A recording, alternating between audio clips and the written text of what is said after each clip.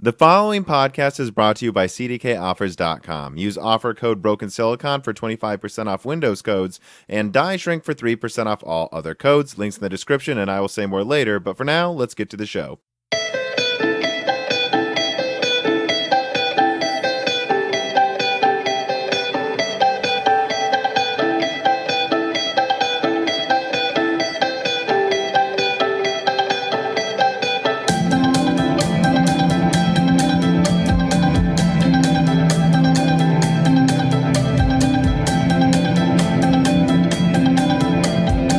And welcome to Broken Silicon, a computer hardware and gaming podcast. I'm your host, Tom. I'm joined by Western Massachusetts Dan.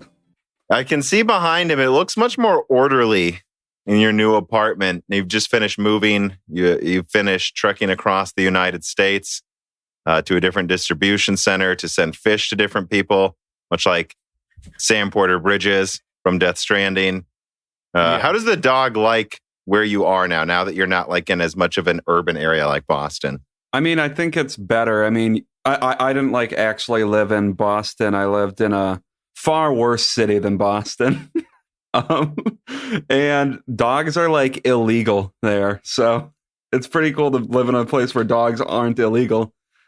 Yeah, when you stayed here in Peoria, you did keep commenting on how much easier it was to do literally anything with our dogs. Yeah, you can get fined for having your dog in a park. And like, have you seen people get fined? I never was fined, but I knew people, like, I would go to a dog park and several of them had stories about police giving them like a $25 ticket for daring to walk their dog in a public park. Yeah, that's just... actually, it's funny. I've been, as you know, Dan, right now, I'm kind of like trying to plan out my next moves. Like everyone knows I'm doing this full time and that I want to start doing more creative work in addition to this channel eventually. But I've been like looking at cities that I could move to. And I've just said, like, I've just ruled out LA, New York, and Chicago because I don't want to deal with that urban, that much of a center, basically. Yeah, I kind of agree. Like, not that I dislike these cities. I've liked all of them. I go to Chicago all the time. Especially a place like LA, at least based on what I've heard about them, that LA is just oppressive how urban it is. Well, here's the thing. I want to say this. The problem I would have with LA is everyone says you have to drive everywhere. So it's like, what's the benefit? So like now I have to drive everywhere still. I can't walk to all of these places. And yet I still have to deal with all the downsides of a city as opposed to like a more mid-sized city where you can often just walk to like public parks and nature preserves, several right next to your house. There's just a forest near my house. Yeah, I know. Or like even New York, which just, you can just walk places. Although I know a lot of people have issues with green space in New York where they're like, well, how about instead of having a bunch of parks, will you just have one massive one in one spot in the city? Yeah, I actually did look at that and I saw other parks, but they were like, I mean, some cities' definitions of parks are very different to what I would call a park. Like some of them are like literally like, hey, we've got this 100 square foot area. Let me think, too. Like, like just like 100 square feet. No, I think there are literally in some cities parks that small. Like, yeah, this is a park. We have enough room for a bench, a light pole, a tree, and a sign that call this a park. It's a park. Yep, we have one bench, so you can't shut up. It's a park. But yeah, and I don't mean to like shit on LA because I do feel like as much as I don't think I would want to live in LA, that people seem to shit on it so much that I'm starting to feel bad for it. Even if it has like Hollywood and it's full of like Instagram people and it's easy to make fun of. It's like, yeah, but it seems like, oh, New York, greatest city in the world. And then you talk about LA and it's like, oh, so time to start roasting LA. Like just every time. It's just like open season. Yeah, that's true. So I don't want to. I mean, without spending a significant amount of time there, I feel bad about it. Yeah, I mean, I don't think I've never been to LA before, so I really can't speak about anything except what I know culturally, what I've heard about it in the zeitgeist. Which is all people saying, man, I'm glad I don't live in LA. That's my impression of people talking about LA on podcasts. Yeah, that's a good impression. But yeah, so I mean, I've been thinking about it. I think what I'll end up doing next year is I'm going to wait. Obviously, there's no point in going anywhere now. So let's just leave it at that. But yeah, but I mean, like, I do feel like by early next year, hopefully things will start opening up. And then also, because this is a computer hardware podcast, there will be some sort of like Zen 3 APUs and next gen laptops out. And I'll just get a decent enough laptop that I can do everything mobily and just start checking places out. I'd like to be able to go do things again. Like I really missed not being at Hot Chips in person. I mean, yeah, it kind of sucks that you weren't able to do that this year. But then again, no one can do anything fun this year. So, yeah, well, I guess let's get into it. So I think what we used to call like goofy mail, I'm just going to call opening important questions. So these are the most important reader mails we've received in the past 2 weeks, Stan. And we'll get to the most important ones first before getting into corrections and omissions. And then, of course, the news stories of the past 2 weeks. So the first most important question, Jory writes in and he says, what is the best salad? Dan, what say you? Caprese is pretty good. I like that. I like Cobb salads are pretty good. I'm not much of a salad person, honestly. And it's especially when I cook for myself, and I like to cook. And I make some decently complicated recipes sometimes, but it's like, I just don't see the point.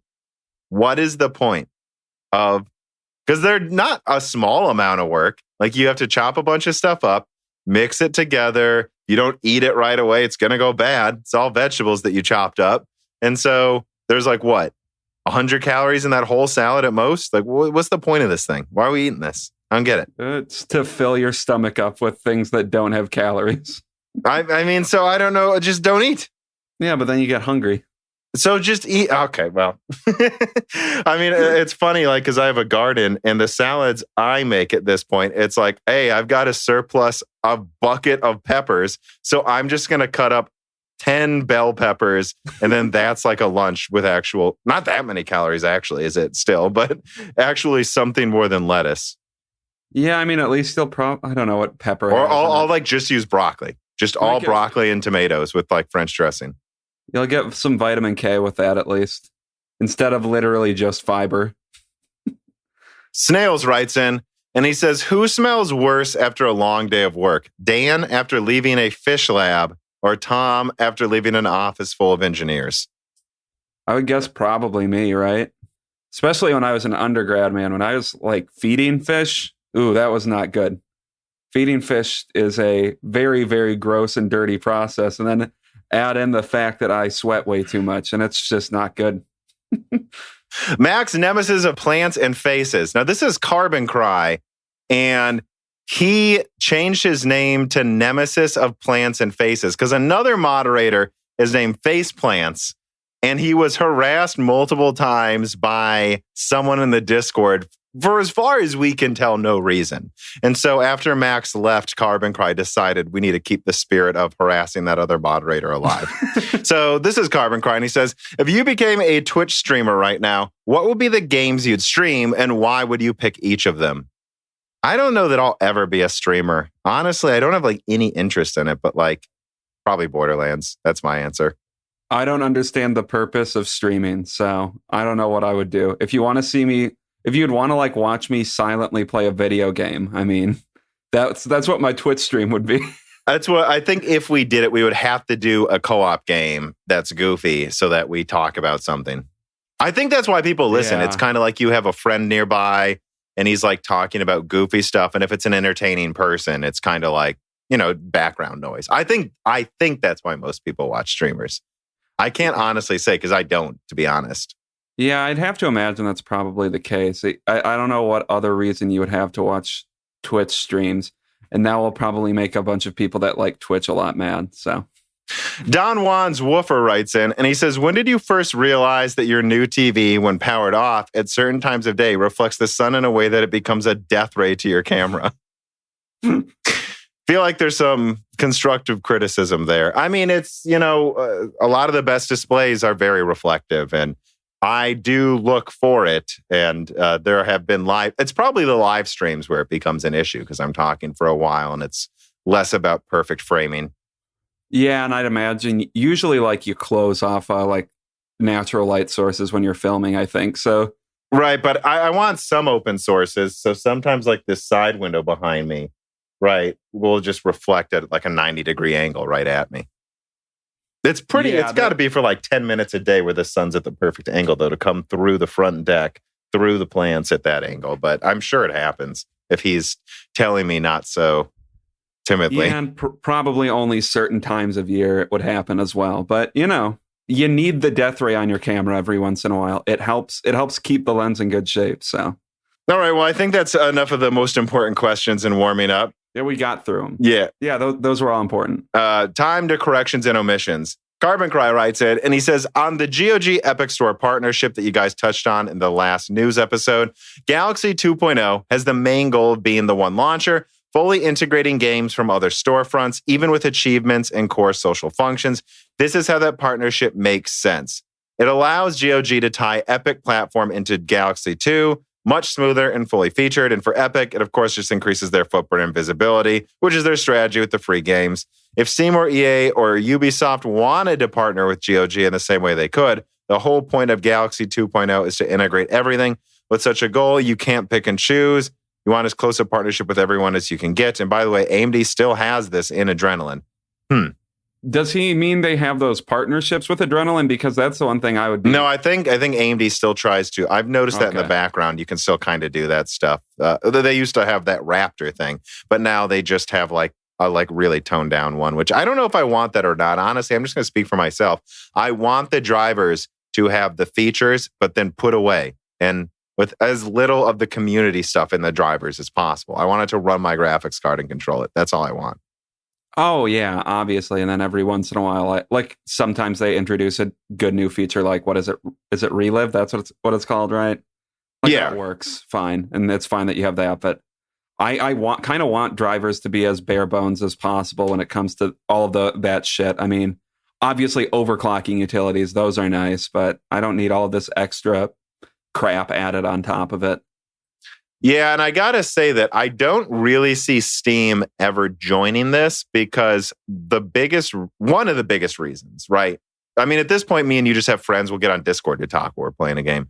But one of the biggest draws for Steam for a lot of people is that it does have the biggest, most comprehensive community. And so why would they join GOG?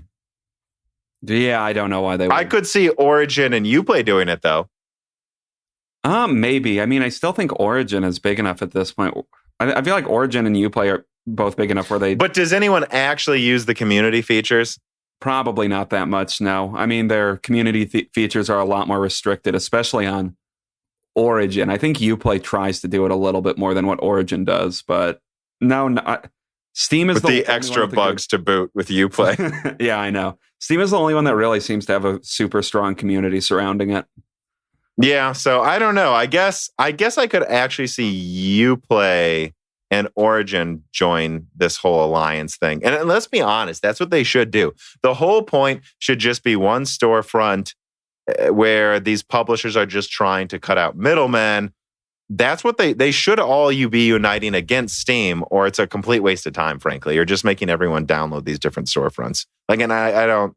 Like, it's almost to the point where I'm like, fine, I just won't get this. Like, I'm so sick of having to deal with, because Steam will update itself and stuff, but then I'll try to boot up a game from one of these other storefronts, and it's like, oh yeah, I haven't opened that app that has way more overhead than Steam for a month, so now I have to update all my games that I thought I was going to be able to play. Yeah, I know. And I mean, I guess the comparison I immediately thought of is Hulu, but Hulu is kind of fallen apart in a weird way. I mean, Hulu still works, but it's not. It'll probably be, as. Yeah. What do you mean? What about Peacock, Dan? You don't want to get Peacock and CBS All Access, and then I mean, I don't know. We'll see what happens. Bold prediction: Peacock isn't going to do well. I think I might have a free subscription to Peacock, so yeah, you got it with your new internet. At some point. Yeah, I imagine it's another Hulu. Yeah, I know. That's why it's like I almost don't even want to bother connecting to it, but whatever. Maybe I'll try sometime. VI Past writes in, and he says, on Horizon Zero Dawn performance, which you touched on in the last die shrink, one of the big highlights that you might have missed was the performance of RDNA architecture versus GCN and Nvidia. This was one of the other reasons I brought up the optimizations of consoles using RDNA. Hardware Unboxed did an excellent review and hopefully looks in the PCIe 4.0 versus 3.0 that they found affects this game. Yeah, so there was a reader mail at the end of the last die shrink for everyone listening. And it was, kind of like, was it badly optimized Horizon for PC or not? And I hadn't looked into it that much. I mean, I've already played the game, so it's not something really on my radar, even though it just came to PC. And I find that it's really not, and this is one of those things where I'm like, guys, I don't know that this is actually less optimized than console, right?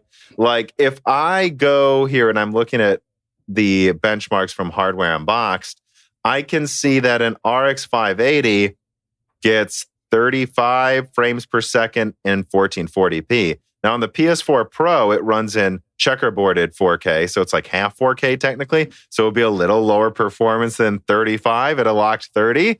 And yes, the PlayStation 4 Pro is clocked lower than a 580, but it does also have FP16 and 64 ROPs. So I think it's more than fair to compare it.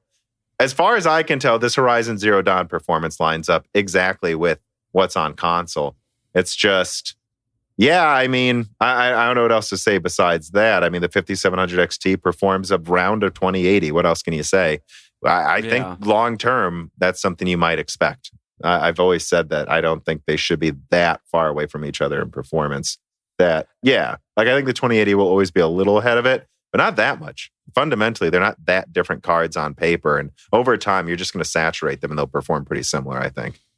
I mean, yeah. And I think we said that last time as part of I think there's some assumption that Horizon Zero Dawn might just not look that good because it's just a PS4 game, but it's a really, really impressive game. So don't be surprised if it does actually test a mid-range system, frankly. Well, yeah, like that's a thing I want to point out too. When you play that game, I think the polygon count on that T-Rex, they said, is rivaling some of the demos they're showing for next gen. That's the polygon count to that T-Rex. Yeah, I think it's 550K polygons, something like that. Most characters in games are like 40 to 80,000 polygons, and they have objects walking around with these moving parts all over them.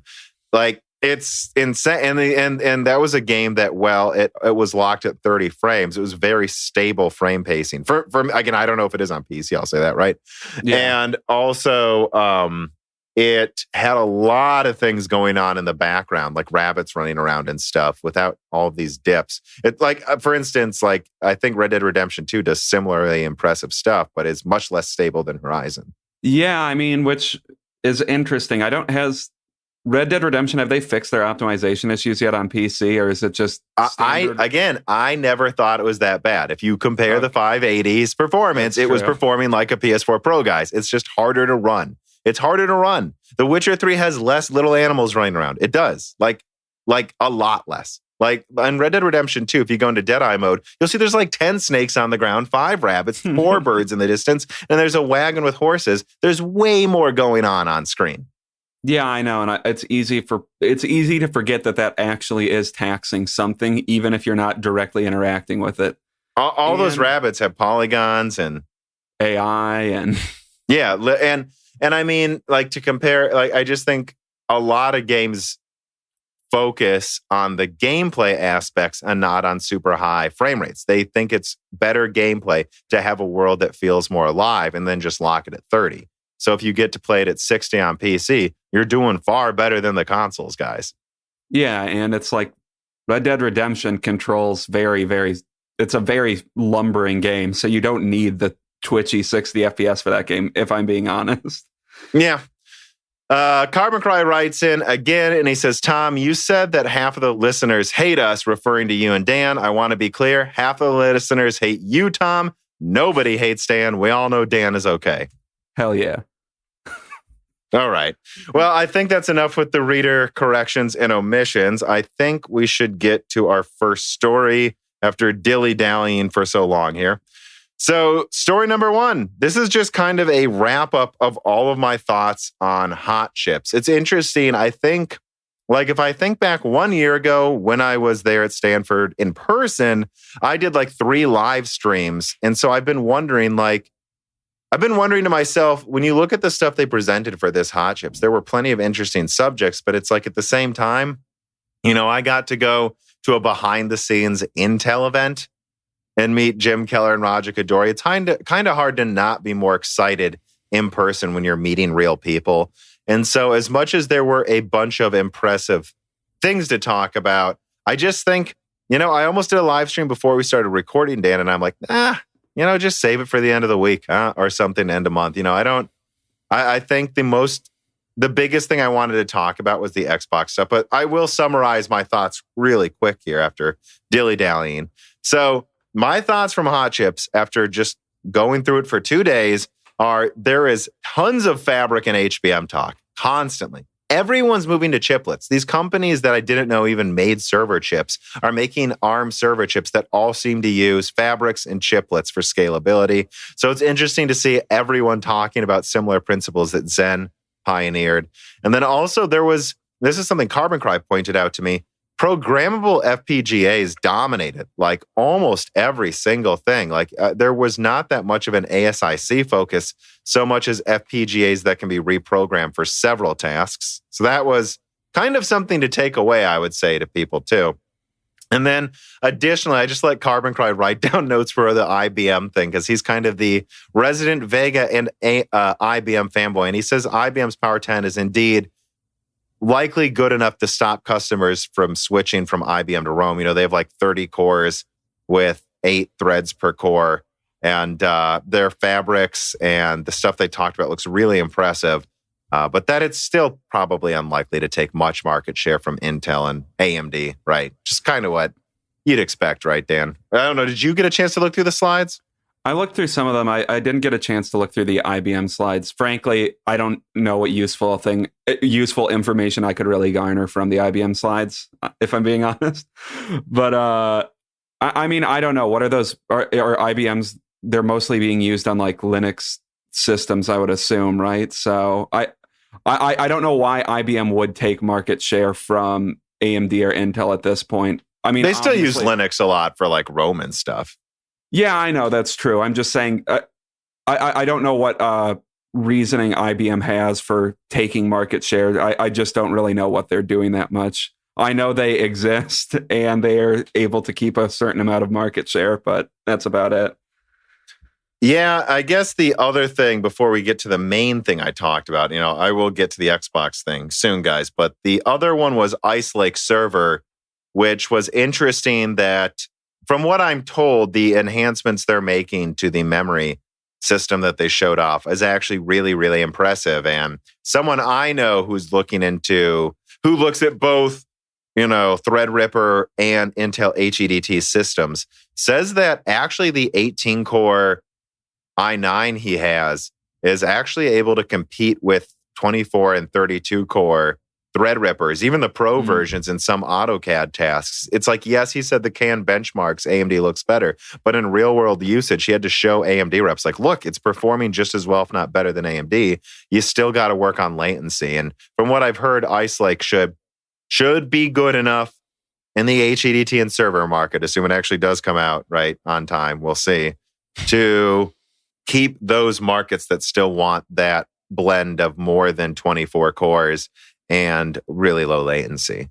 He thinks. We'll have to see Zen 3 first, though, right? But I mean, yeah, and that makes sense where, like, even if Ice Lake is only up to 28 cores, that still will probably be enough to hold on to a decent amount of the market they already have. Well, and that was another interesting thing. They only showed 28 cores, which I checked with a couple sources, and they're like, no, that is the HCC die. So that's high core count. So there's XCC, extreme core count. And I double checked, no, their XCC die, which is always a bit more experimental, but still there nonetheless, is up to 36 cores, cut down from a 38 or 40 core. That still exists, even though they didn't talk about it. And it's just up for debate if they're going to ever release it or not, though. I mean, yeah, I think looking through those slides, they called like the 28 core there. Here's our 28 core example die, which I don't know. That seems to sound like to me they're probably still working on a 36 core die a 36 core that I product, think product that they would probably still release, but who knows? Yeah, I mean, the fact is Ice Lake servers based on it's a tweaked version, but it's the same 10 nanometer node that Ice Lake laptop used. And Tiger Lake uses a new updated node, the super thin one, which supposedly has significantly better yields and higher boost steam. And then, of course, after that is the one Golden Cove uses in Sapphire Rapids, which is above that one even for late next year. So there is an open question if they're like, why would we bother if we can just maybe rush forward Sapphire Rapids or something, you know? Yeah. But I don't know. I still think they need to release a 36 core to save face. And I mean, I'll be let down because I really do think that, you know, people are like, oh, this is pathetic. This will be worse against Milan than, you know, what they have now against Rome. It's like, I disagree, assuming they can keep power usage in check, which again, not saying they will be able to, but assuming that it at least doesn't get worse, you know, 18%, I think they even show for the server version, it might be 19% over Cascade Lake, like 19% more IPC, a, you know, 30% or so increase in core counts. That is a big update. And that's way better than Cascade Lake versus 64 core Rome, I think, even if Milan is 20 to 40% better. Like, I think this is like, this would be better. And I think it's important because most people don't need more than 32 cores for their HEDT systems. Like, most people buy, you know, like having a low latency 32 core HEDT Ice Lake rig, I think would serve a lot of people really well and at least ensure AMD doesn't go buck wild with pricing on mid-range Threadripper. Yeah, that's true. And I mean, Milan, it's looking like is going to stay at 64 cores. So it's not like there's going to be some insane uplift in core count, right? No, it should be exactly the same. You know, 64 cores, but, you know, 10 to 20% higher IPC, higher base clocks, and, you know, maybe slightly higher boost clocks. You know, so Milan should be, you know, a good, you know, 20, 30% better than before. But Ice Lake getting 19% more IPC and 30% more cores, that gains on AMD slightly. And now they can at least compete with 32 cores again. Well, at all. They never could. Yeah, so it's good enough for a lot of use cases. So Intel will still be able to just barely scrape by. Yeah, but we'll see. Maybe not. And then, of course, there was talk about Willow Cove. Honestly, the keynote from Raja was like a waste. I honestly, everything else from Intel was like either stuff we already know or stuff they've literally already talked about. Their question and answer sessions, a lot of them were like, we're going to talk about that September 2nd. And it's like, wasn't that the point of this entire presentation, is to answer questions about the architecture? So I got to say, you know, besides the Ice Lake server discussion, there was like nothing from Intel, despite how many presentations they had. That's my opinion, is that just all this stalling for time. And no mention of Cypress Cove or Rocket Lake, which someone, Carbon Cry, pointed out to me. And I'm like, you know what, you're right. And as far as a couple people I talked to know, it's not canceled or anything. So I'm forced to assume they're just so embarrassed by how bad it's going to be. Because apparently it's going to have the same cache, a more similar cache system to Sunny Cove than Willow Cove. So at this point, it's like, yeah, it's probably like 10% more IPC, not 20 compared to Comet Lake. And it's going to use more energy. It's probably going to be like slightly better than Comet Lake overall. You mean use more energy than Comet Lake?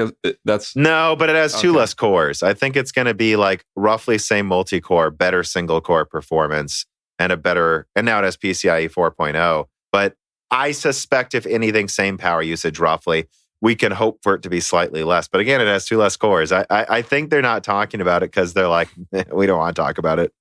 I mean, yeah, that's really not good. Like for a while, it seemed like we were talking about like Rocket Lake might be have some Intel niche saving grace for a little bit until Alder. For some gamers, right? Yeah, but I don't know. It might not be until we get Alder Lake that Intel can really swing back at all. Let the record show that a lot of people have been saying, I think Rocket Lake might be really good. And I've consistently said, no, I think at best it's as good as Zen 3 at gaming while using more energy. And I've consistently said, I don't think there's that much of an argument. Wait for Rocket Lake. I think it's just Zen 3. Now, could prices come down a bit if Rocket Lake overperforms slightly and like brings some competition? Maybe, but Zen 3 is the one, guys. Yeah. At least all evidence we have, right? Yeah. So the last thing to talk about with Hot Chips, which was the video I got out from Monday, really late Monday night, is my, and I thought, I'm looking at it here. I thought it was pretty funny. AMD can't hide RDNA 2 forever, and it's, an RDNA 2 card hiding behind an Xbox Series X saying, don't mind me. It's like, I want to point out how absurd this is getting that we don't know everything about RDNA 2. It's to the point that we're starting to get details about how the dual compute units and ray tracing work in an AMD-like presentation, but it's from Xbox. Like, the PlayStation's been in production for 2 months. AMD is clearly hiding something here for a reason. I made the joke on my Discord that Lisa Sue had a Luger pointed at the Xbox guy just off camera, because there were several questions they asked about where he's like, I can't speak to that part of the architecture. Like, I liked in their slides, one of them was, how do we do this? Patented enhancements or something like that. Yeah, like they literally can't talk about it. But I do want to talk about some of these patented enhancements because like the argument I make pretty forcefully, and I was expecting to get more flack for it, but I think, not to toot my own horn, I laid out the argument pretty clearly. It's like, okay, guys, can we stop pretending RDNA 2 is going to be, if RDNA 2 is a letdown on desktop, which I want to be clear, some people, as me and you have talked about before, Dan, are hyping it up like it's absurd. Like, I don't think it's going to be triple 5700 XT performance. And I've seen people suggest that. That's not what I'm saying. Yeah. But I am saying that I don't care. I'm done with this. Like, based on available info from Sony and Microsoft, which is freaking all we have still, basically, like, this should crush a 2080 Ti, the full version. Like, it should. And if it doesn't, then you're like, oh, it'll be lucky to beat the 2080 Ti by like 10 or 15% or something. Like, then you need to just openly say that you think either Sony and Microsoft are lying or that they are substantially better at designing these graphics cards than AMD themselves is with their own IP, which, again, may be partially true. But the evidence is insane. They're literally talking about, there was some evidence that the IPC increase is at least 20%, based on a few slides in there. There was variable rate shading, 10 to 30% boost versus not having it. So, okay, maybe we just include that in the IPC still, though. But it's like, there's no way around it. At the same core counts and clocks, RDNA 2 looks to be 20% better, and it looks to clock faster. The Xbox Series X apparently uses the same energy as last-gen consoles. We always assumed it would use more, but no. It seems like at most it's the same power consumption as a 5700 while also powering 8 cores, well, at the same clocks and having 40% more compute units than a 5700.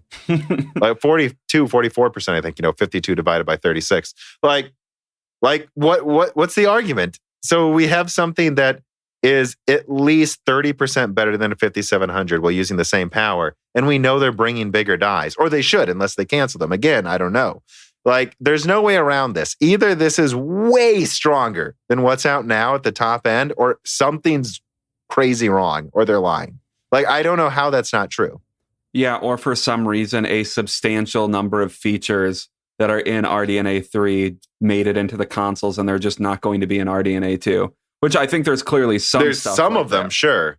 Yeah. But I don't think it's everything that's in the Xbox Series X is a patented innovation. Yeah, I know. And I mean, though, and I did make a last minute adjustment. It was going to come out at like 10 or 10:30 p.m., but I was like, you know what? I need to amend this. My Discord people guessed what it was. It was having to do with ray tracing. I thought it would be a bridge too far to try to directly say what the ray tracing performance is. And I do think that. That's why I adjusted it at the last minute. I still don't think we can say for sure. But at the very least, we have them now saying similar things to what we heard about Turing, except more impressive. Turing was like 2 to 3 times ray tracing acceleration, to a similar sized card or something between Turing and Pascal. Now we have AMD saying 3 to 10 times, and that it basically uses its TMUs and to do a mix of like ray tracing and texture streaming at the same time. So it's up for debate how, because there's a lot of room for concurrency and how RDNA handles these things. But so we don't know how much of a rasterization performance loss there is, right? If you're using ray tracing on these compute units. We don't know if perhaps for some of the cards, they may even just literally use some of the CUs for only ray tracing, which is a rumor I've heard about the PlayStation 5 that it might be able to do that. But I mean, at the very least, it looks like top RDNA 2 should double the Titan RTX's ray tracing performance, or it should be at least 40% better. Let me say that. Don't quote me doubling it, but if it doesn't, then I don't know, 3 times ray tracing performance. And I feel like I'm going crazy here. Like there's no way around it. We don't know how good it is versus Ampere, but it's clearly going to blow Turing out of the water. And I think by more than some people are saying. And if not, there's something wrong. There's something wrong. I mean, yeah, I don't know how. I really don't know how it couldn't at this point. Once again, the Xbox Series X has 52 compute units, and that's probably cut down from something. It's cut down from 56. That's official. Yeah. So that die has to exist somewhere, or something analogous to that. I don't know if they can't beat a 2080 Ti by 15%. That's frankly shocking.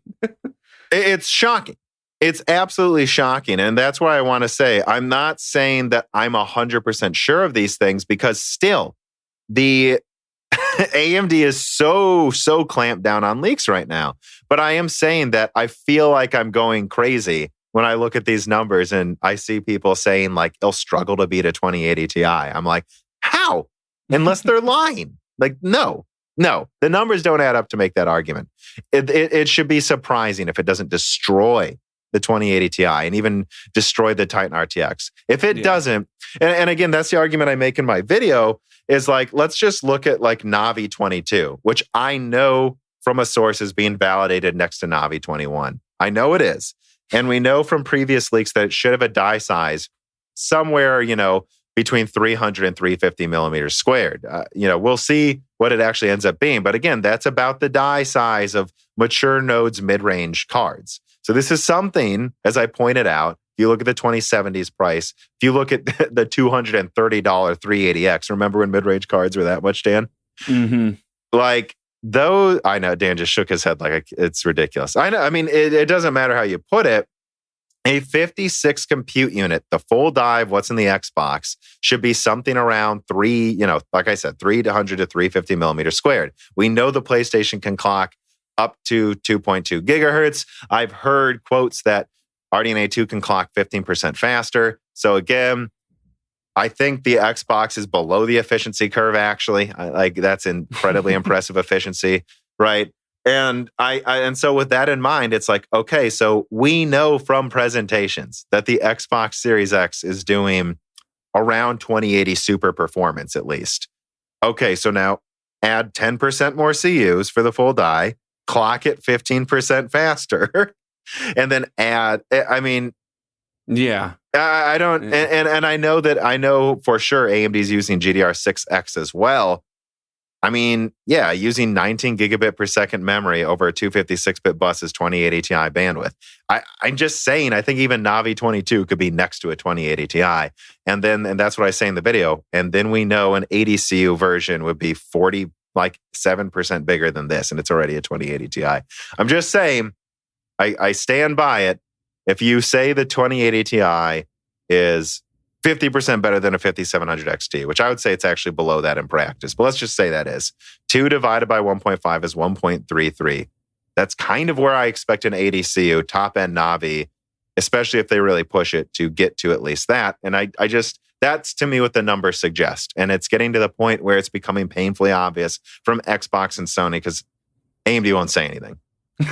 That's my rant. I just want to be clear. It's if I'm wrong, I got a lot of upvotes for this really quote unquote AM delusional video, because it's hard to argue with the numbers. The numbers suggest this. So something's wrong if it can't do it.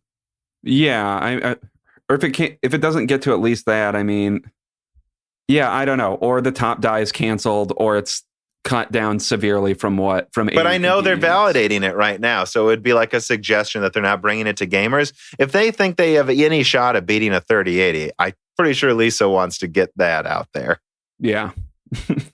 Yeah, I guess the last thing I will say is this, is I was told again by a source that I really, really, really trust, guys. It's a name you would recognize, that says to me, seriously, don't trust vague exact, but nothing backing them up performance numbers coming out before Ampere comes out. So like when you see, for instance, Cat Corgi tweet, 3080, 20% better, and then there's a whole article written about it. If you see something about that with RDNA 2, just be skeptical. I mean, I'm sure some people might have a source that's right, so I can't say ignore everybody. That's not what I'm saying.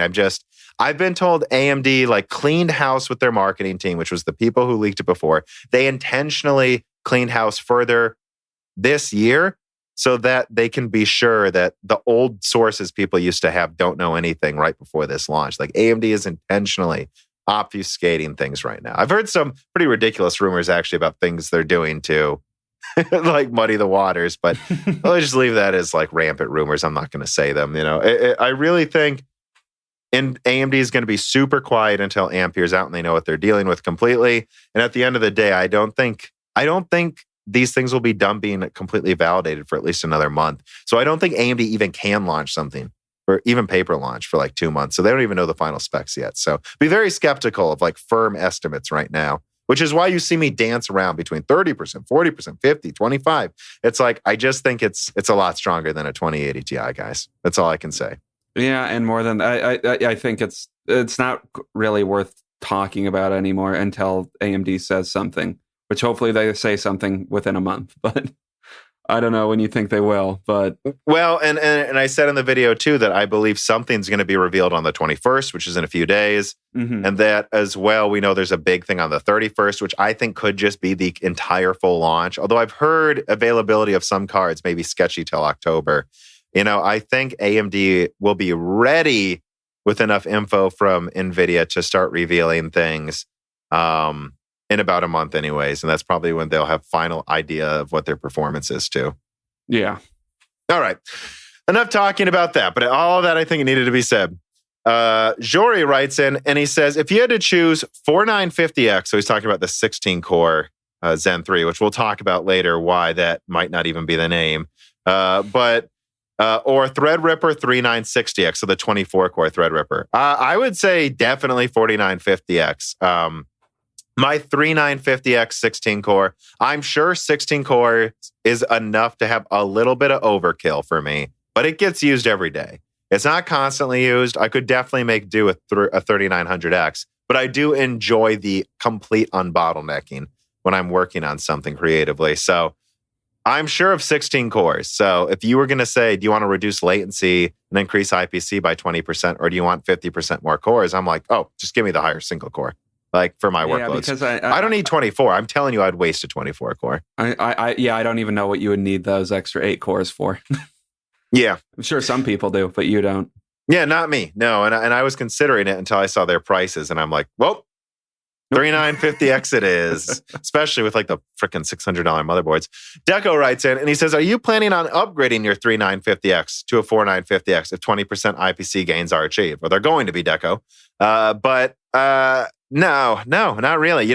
It's like if you sent me one for free, I would sell my old one and keep it probably. But I don't need it. My 3950X maxes out all my games at 120 hertz and can do things in the background at the same time. So I don't feel the need to like put my desk to spend a day installing something even. I could have made a video for my channel in that time. And, we'll see. I wouldn't rule it out, of course, who knows? But no, I think I'm pretty happy with what I got. What about you, Dan? You've got a 2700X that you got for, I still think it's insane. You got that for like 130, 150. I don't think I'm going to be buying a 4950X. Yeah. You think you won't fully utilize it? No, I don't think I'll fully utilize it. Maybe if it's cheap enough, I would get like one of the 12 cores that a Zen 3 12 core, maybe a 3900. You mean like late next year, so you don't need to switch motherboards? Yeah, or if the 3900 dropped low enough, maybe I would just get that. Yeah. Well, let's get into story number 2. Ryzen 9 4950X Vermeer with high boost clocks and new features. And so I'm quoting here, Igor reported that he has spotted the Zen 3-based Ryzen Vermeer desktop processor, which he believes to be the flagship Ryzen 9 4950X. The engineering sample spotted today was running at speeds of up to 4.8 gigahertz, but the latest sample features even higher base and boost clocks, which are just a 100 megahertz short of the 5 gigahertz mark. The CPU has a base clock of 3.7 gigahertz and boost clock of 4.9. Another variance was also spotted, though, with 3.6 base and 4.6 boost. Yeah, I think we're going to finally see in reasonable desktops 5 gigahertz boosting with PBO Zen 3. Although don't assume you can overclock all cores that high. Probably not, guys. But we may finally have hashtag 5 gigahertz Zen. Which, I mean, thank God we finally reached that arbitrary number. I mean, what do you think about, do you have much to say about like more confirmation? I mean, I think we knew it was going to clock faster than Zen 2. I mean, things always clock faster than the previous gen. I mean, and yeah, higher clock speeds are always good. I don't have too much more to say other than that, though. I mean, this is an engineering sample, probably pretty close to what will come out, though, right? So, I mean, I don't know, maybe it'll boost to 5, maybe even 5.1 gigahertz. Who knows? Yeah, it's interesting they have 2 samples. Now, again, it could just be because literally there's 2 different samples, but it could also be that, and I've wondered this too, like if they can finally hit 5 gigahertz and it boosts there reasonably often, less of a split second thing like Zen 2, I wonder if what they would do is, again, and it does sound like they're just going to kind of use the previous naming scheme, but I keep saying if I was AMD, I would bump up core counts per segment, but increase pricing per segment. So instead, if it was up to me, right, what I would do is I would name the 4600X, right? I would give it the 8 cores and priced it $300. And everyone would go, oh, now the 8 cores cheaper. But really, we just sneakingly upped the 4600 to $300. Make the 4600 $250. Make the 4500X like, $190 or 200, a flat 200, and also make it an 8 core or something. And then make the 40, and then so on and so forth down the family. Maybe the 4500X just like an APU, which we'll get into why. It's probably not even going to be called any of this anyways. And then what I would do is I would make the 4900X a 16 core, but charge 600. Again, so people are like, ooh, look at that. It's now cheaper, but you're preparing to raise prices that little bit more with Zen 4 and getting people used to a $600 900X. And then, make a 5 gigahertz, $800 16 core, like limited edition. That's what I would do if I was AMD. And so that's what I wonder when I see 2 different 16-core IDs being tested. I mean, I don't know. That makes a lot of sense. I mean, I guess my immediate assumption is me being an armchair CEO, just random, Yeah, I mean, I guess my assumption kind of was that they're just 2 differently clocking engineering samples, but that's probably assumption. What it is. Well, yeah, but the point of broken silicon and Moore's Law is dead is to spend hours talking about one piece of information because we like talking about it so much. That's true. So you know what, Dan? Fuck me. Don't be a dick. All right. I don't appreciate it. We do have more to talk about, though, when it comes to Ryzen Zen 3. So Trogaholic writes in and he goes, there's been a fair bit of speculation regarding future Ryzen naming schemes, skipping 4000 series and jumping all the way to the 6000. I actually heard 5000, but I think 6000 makes more sense, Trogaholic. Because if there's a new naming scheme, how much will it be motivated by AMD wanting to make the naming scheme of Ryzen and Radeon the same number? I recall they wanted to do that with Zen 2 and RDNA 1, only to have Nvidia claim this 3000 series, and if I recall, 4000 series names. And I edited it this time for less commas, Tom. So you're happy. Well, I appreciate the reduction in comma count, Trogaholic. What I'll say... so I think, and this is my memory, maybe I misremembered and it could be 5,000 or 6,000, but I remember there was like a chip hell leak like last week or something And they were like, oh, it might be called the 5000 series. And they may leave Renoir to 4000 naming scheme for like a mobile lineup. And I was like, why wouldn't they just, because like there's no way they're just going to call it the 5950X for the graphics card. They're definitely going to 6000 for Radeon. It's been too long. They got to name it a new series. So if they're going to do that, why wouldn't they just name, I mean, if you're going to do this ridiculous AMD thing of like random naming schemes and skipping around all the time, I think just call it 6000 so you can market, especially if you think you're going to compete with Ampere in the top end. You know, you got to bring that marketing and brand next to each other. Like, don't you agree? It would make more sense to just go to 6000. I mean, I'm still in the camp where I think that might just make marketing confusing. So what, your products literally have the same fucking name? That might be confusing. Yeah. Like, yeah, I'm kind of in the camp where I think that's a bad idea. Like, I think that just confuses people. Yeah, it might just confuse people. But again, isn't it already kind of confusing to some people that, we're going to get to, true. It doesn't matter if it's named 4000. I guess it's technically not 5000 and there hasn't been a 4000 Radeon card yet, unless you're talking about the 4870, I guess, right? But yeah, I don't know. I mean, I guess what I'll say, though, too, is I actually think there's some sense to skip the 4000 series because this is something I've been wondering. So now here's what we know of. I know there's a Cezanne that supposedly is Vega plus Zen 3 and meant to be an even smaller Renoir, meant for pairing with a discrete graphics card. Then we also know there's this like Van Gogh that's meant for low power premium laptops, I believe. Then we also know there's an APU that they might use in both Surface and Xbox. And then now I'm hearing about this quote unquote big Renoir, which as far as I can tell is not either of those. I've actually received rumors that it's RDNA 1. I haven't had time to do that. They might have like beefed up Renoir with PCIe 4.0, which is a big thing because a lot of people have asked, why can't I get an RTX 2070 with Renoir in a laptop? And it's like, well, it has only 8 PCIe lanes of 3.0 guys. So above a 2060, it's not enough. And so that they're going to make a bigger Renoir to both add PCIe 4.0, add 16 lanes so that you can pair it with mobile quadro graphics cards, and also support for 128 gigabytes of RAM, which there are mobile Xeons that have that, and AMD is missing that. When they have such a powerful, core count, why would they not have, So I think bigger Renoir actually fills a lot of niches and makes sense. But then, like, what are they going to name it? Like the 4755G? So I almost wonder if they need to make 4000 series and even 5000 series APU only because they're out of names.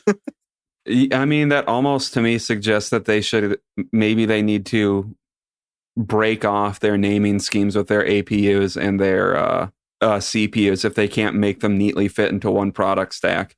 Because then what do every generation then do they jump up by 2? So they have the 4,000. So here's my argument, and I am totally armchair CEOing all day today.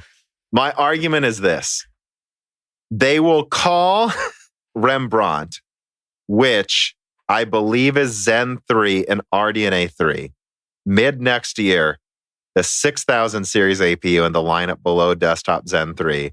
They would call Cezanne and Van Gogh 5000 series because they're a mix of older architectures. Think about it, right? If Cezanne is still Zen 3, but still Vega, is it really fair to call it the 6000 series? Maybe they just put that and Van Gogh in 5000 because it has newer architectures than Renoir's 4000. There, Dan, that's my argument. Am I seeing too many patterns on the wall? I do this, Dan. There's a problem when you're good at connecting the dots and you just see patterns that aren't really there. I'm just saying from a marketing perspective that just like completely nuke their product lines there. It's just like, so wait, what? So their 5000 series is Cezanne and Van Gogh. 4000 is all Renoirs, and 6000 is Zen 3, and then Okay. What do you think? Am I Dan? Am I a fucking moron? I'm just. I think you almost said I think you are. You almost said I think you are a moron, Tom. I think you're being too cute with the naming at a certain point. I think I probably am too, but I thought it was fun to make this argument. Like, honestly, I don't know. But I think there's an argument there. And I will say this about bigger Renoir.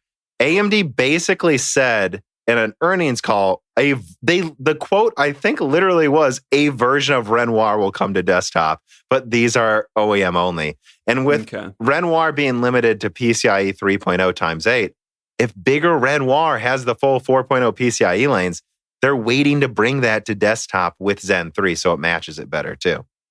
Oh, that makes sense, I suppose. And again, Dan, so there's my argument.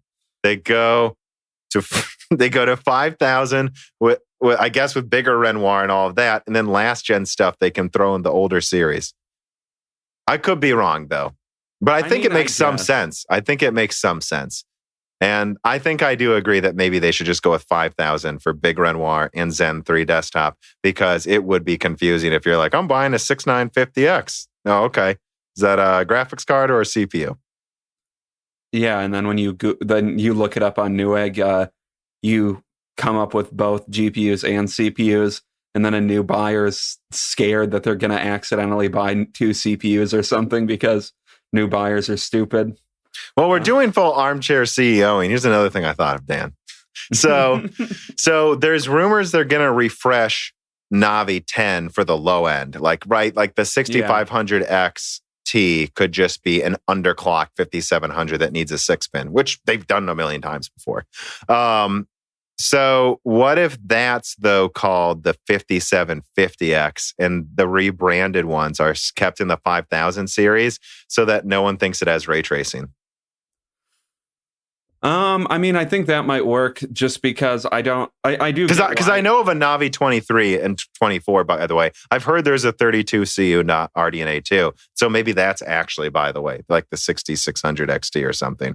So yeah, and that makes sense to me why like Nvidia sectioned off their non 1600 series. Yeah, they had their 1600 series and they didn't just go with straight 20 series all the way down the line, because that would have been confusing to a lot of people. Like, wait, so ray tracing stops here then, right? Yeah, and you just got to make sure that you don't accidentally buy a non-ray tracing card. I put down a note for this timestamp: rampant speculation warning. Anyway, so the last thing I put on here, I didn't give it its own story because I don't care, is A520 motherboards announced. They only have PCIe 3.0 though. So again, I mean, they have USB 3.2 Gen 2. It's better than some previous gen low-end motherboards, but I don't know. Do you have anything to add about A520 motherboards? No. I mean, there's all this hype that they're below $100, but I'm like, yeah, you got X570 for like $140. Is it really that big a deal to spend $40 to have the support of all high-end CPUs and overclocking for the next few years? I don't know. It doesn't, you know. There's that section of the market where, yeah, there's a reason to fill it, and that's all I have There to is. say. I'm not saying there's not. It's just, I'm not that impressed they managed to make a motherboard below $100 with PCIe 3.0. Yeah. Good job, AMD. Snails writes in and he says, how much better does Zen 3 have to be than Intel at gaming for the totally unbiased experts to consider it the superior option? Basically, here's my question. Do you expect Intel and their fanboys to show any modicum of grace if they are fully outclassed across the stack? Or are they going to get ever more shitty and backhanded? And also, will reviewers finally switch to AMD? So I want to say this right away. I don't know what the Intel fanboys are going to do, right? for defending this. Yeah, that's what being a fanboy is, as you defend them without any sense to it. Yeah. What I want to say then is, I saw Hardware Unboxed do a poll already. Ampere and RDNA 2 will have, of course, RDNA 2 will have PCIe 4.0 support. And so Hardware, Steve was openly asking in a poll, do you want us to switch to the 3950X or just use Comet Lake? And it was like 3/4 of people said use the 3950X. So I can see already a lot of benchmarking houses are, because again, it's like a 3% difference, between memory tuned 3950X and maybe with Comet Lake, not, I guess, yeah, maybe with Comet Lake because it's not Coffee Lake anymore yet. Maybe Comet Lake is like 5 to 10% better in edge cases in 1080p, but I think they're already going to start switching to it for these new graphics cards. And I think Zen 3 is going to be the benchmarking standard if it is 20% better, and it's going to be. So I think that's that. Rocket Lake will have PCIe 4.0, but it's coming out after. And I think people have already built their Zen 3 benchmarking stations. And again, as for the fanboys, I have no idea what they're going to do to justify anything. Yeah, I mean, if Zen 3 beats Rocket Lake to the market by a substantial margin, Zen 3 is probably going to be better at gaming than Comet Lake. So then, yeah, there's no reason that you wouldn't test things on Zen 3 instead of Comet Lake.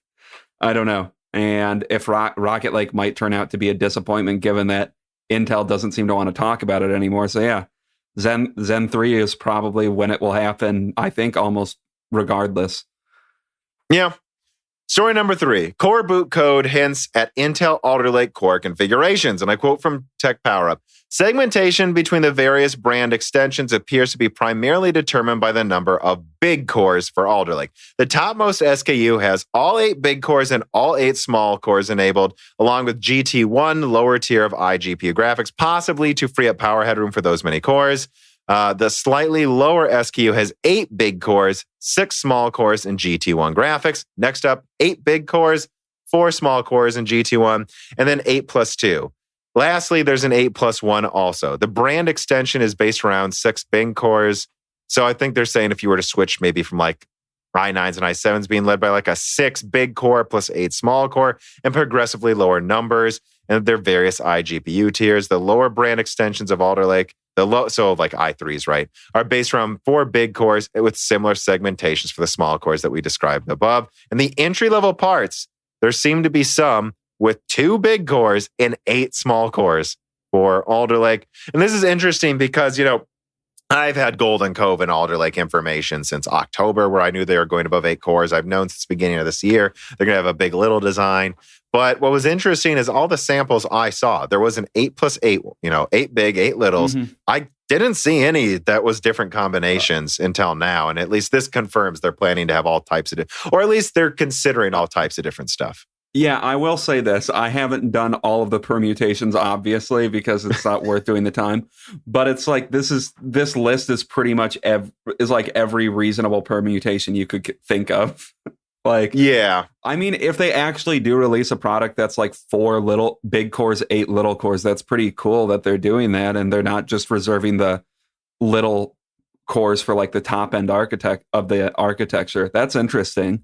But well, I think it's also cost effective, right? For Lakefield, you can make 1 high IPC Ice Lake core in the same amount of space for 4 Atom cores. So assuming a similar ratio, keep in mind what that means, right? So if they have 2 plus 8, that would be the equivalent amount of space then of like a quad core. So I would rather have 2 plus 8. I would rather have 2 plus 8, assuming it works, which they have 1 year to fix the scheduling issues that popped up with Lakefield. Although I've heard it's getting better already. That is the point of Lakefield. Yeah, it's a kind of beta architecture, I guess. Yeah, I will say that I don't think I'd want a big little design with only 1 big core ever, and I would hesitate to get one with 2. I would want 4 because the way boosting algorithms work is there is this jumping between big cores to not overheat one of them, right? Mm-hmm. And so I think that is a big problem with Lakefield is just, you're overloading 1 big core with all the heat. And so you probably want a quad core plus 8 ideally. And if you get a quad core plus 8, I think it could be pretty good at gaming actually. And actually, I do have a question. I maybe I'm misremembering something. Would all of the big cores, or those assume that they would all have hyperthreading, or could there be a 4 I don't think that hyperthreading? I guess I don't know, right? But I don't think they do. I think it's just and we don't know what they're going to do with hyperthreading with the big cores. I assume, right? I guess I've been assuming that Golden Cove is 8 threads, 8 cores, 16 threads. And then it also has 8 little cores. But you would almost wonder if you're really designing Golden Cove around this concept of big little, you would almost wonder if you would just save die space and not put hyperthreading. I'm not sure. Or even just put hyperthreading on the little cores so that they handle a bunch of weak tasks. I mean, I guess I haven't thought of that either. Maybe there's some other weird system they could use by having hyperthreading on the little cores. But I just thought I would ask that because, I mean, even if assuming my assumption that the big cores have hyperthreading, like 4 cores, 4 big, 8 little, that's still 16 threads. I mean, it's not 16 big core threads, but it's still 16 threads. So I don't know. I think there's a lot of interesting stuff they could be doing, and I'm glad they're not just reserving the little core, big core architecture for like the top end, because I was a little worried that that's what they might be doing for a while. Which would also suggest to me, actually, what that would suggest too, if they're only doing like a few top end versions of it, is they don't have a lot of faith in it to put it in their entire lineup. Yeah, that's true. But so, yeah, and another thing that excites me about this is I really do wonder if like there could be an HEDT chip that's, again, like 8 big cores. And again, if you can, and then you just like throw 64 little cores behind it or more because they take up so little space. But you'd want all the instructions. So that is a thing some of the Atom architectures don't have. But like, I think for some workloads, that could be crazy good. I mean, you have an 8 core for gaming, and then you got all these background ones. Yeah. All right. Story number 4. Intel's 11th gen Tiger Lake SoC detailed. Superfin, Willow Cove, and ZLP. So let me see. I quote here from Anintech, and this is from their, unveiling a week ago. The event was headlined by an effervescent Raja Koduri. It's a very good way to describe Raja Koduri. Effervescent. Always around. Always there if you turn a camera on, who took the role of covering roadmaps and some of the Z structural details. Prominent Intel fellows and engineers were the stars of the show in my eyes, though particularly Ruth Brain and Transistors, Ramoon Najasetti for packaging, and Boyd Phelps for Tiger Lake, David Blythe, Z, Lisa Pierce, and so on and so forth. And they went through Tiger Lake and Z's strategy. So to be honest, again, I don't think there's that much specific stuff to take away from this presentation, right? Like, I think the biggest thing is that they're calling 10 nanometer, I guess, plus, or used to be called plus. Now they were calling it plus. The Tiger Lake 10 nanometer, they're calling it SuperFin. And I know people will make fun of that because of how botched their fins have been so far. But you know what? Like, the reason they're doing this, and I was told this, is they realize plus has become a meme, and that they think it's a bad look to keep calling things plus, especially when they haven't had a good 10 nanometer yield rate yet, that they're just changing the name entirely per node. So they're just calling it 10 nanometer SuperFin. I guess, I guess. Which I guess sounds better than plus, because everyone makes fun of it. It's gotten since they are pretending one of their 10 nanometers didn't exist.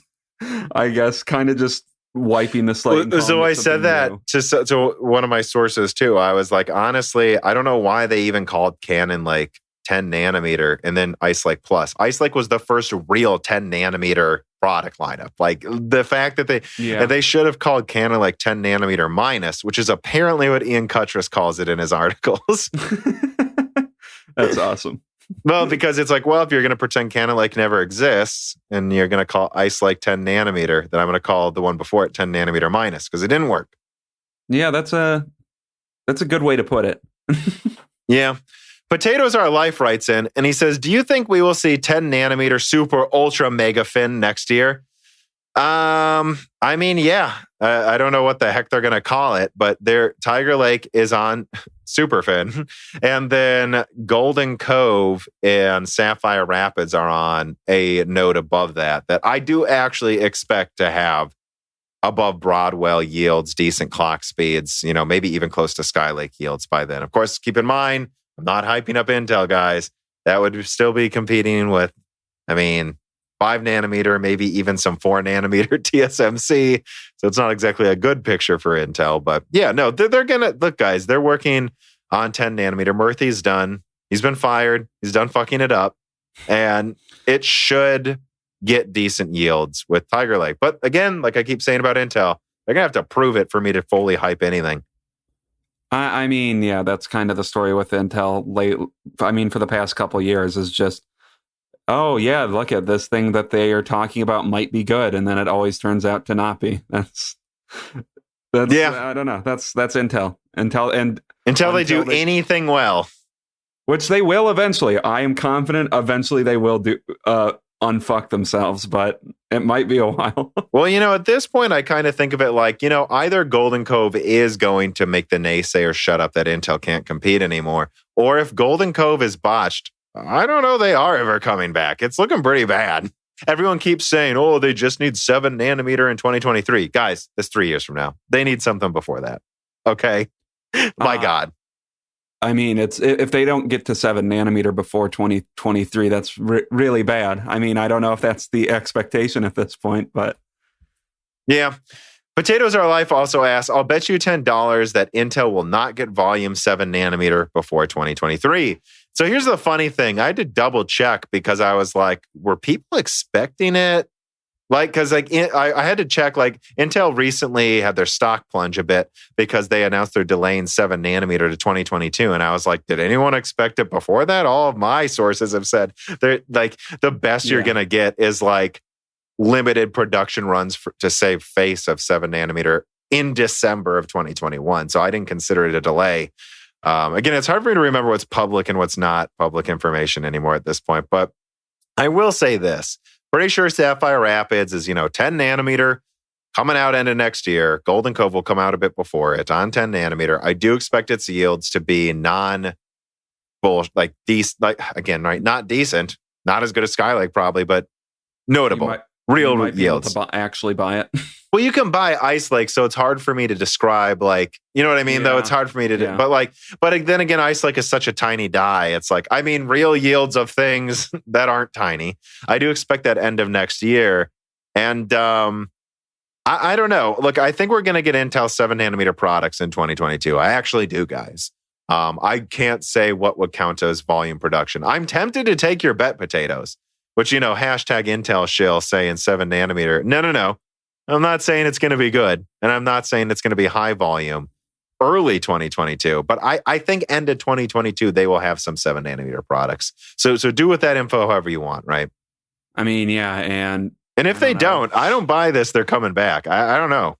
TSMC might be to like fucking 3 by then or 5P or something by that point. So, yeah. Decal writes in, he says, after reviewing the August 6th Intel dump, does it contain any new information that colors any of your existing impressions on the state of Intel's technology? No, not really. I mean, and again, this is story number 5. Someone just dumped, is from TechSpot, 20 gigabytes of internal Intel data. All I can say about this, Decal and everyone else listening, is I've been told it's bad. It's really bad. The engineers at Intel aren't preoccupying themselves with it. But basically, some people have told me you could pretty much just build a Xeon in China now if you wanted to.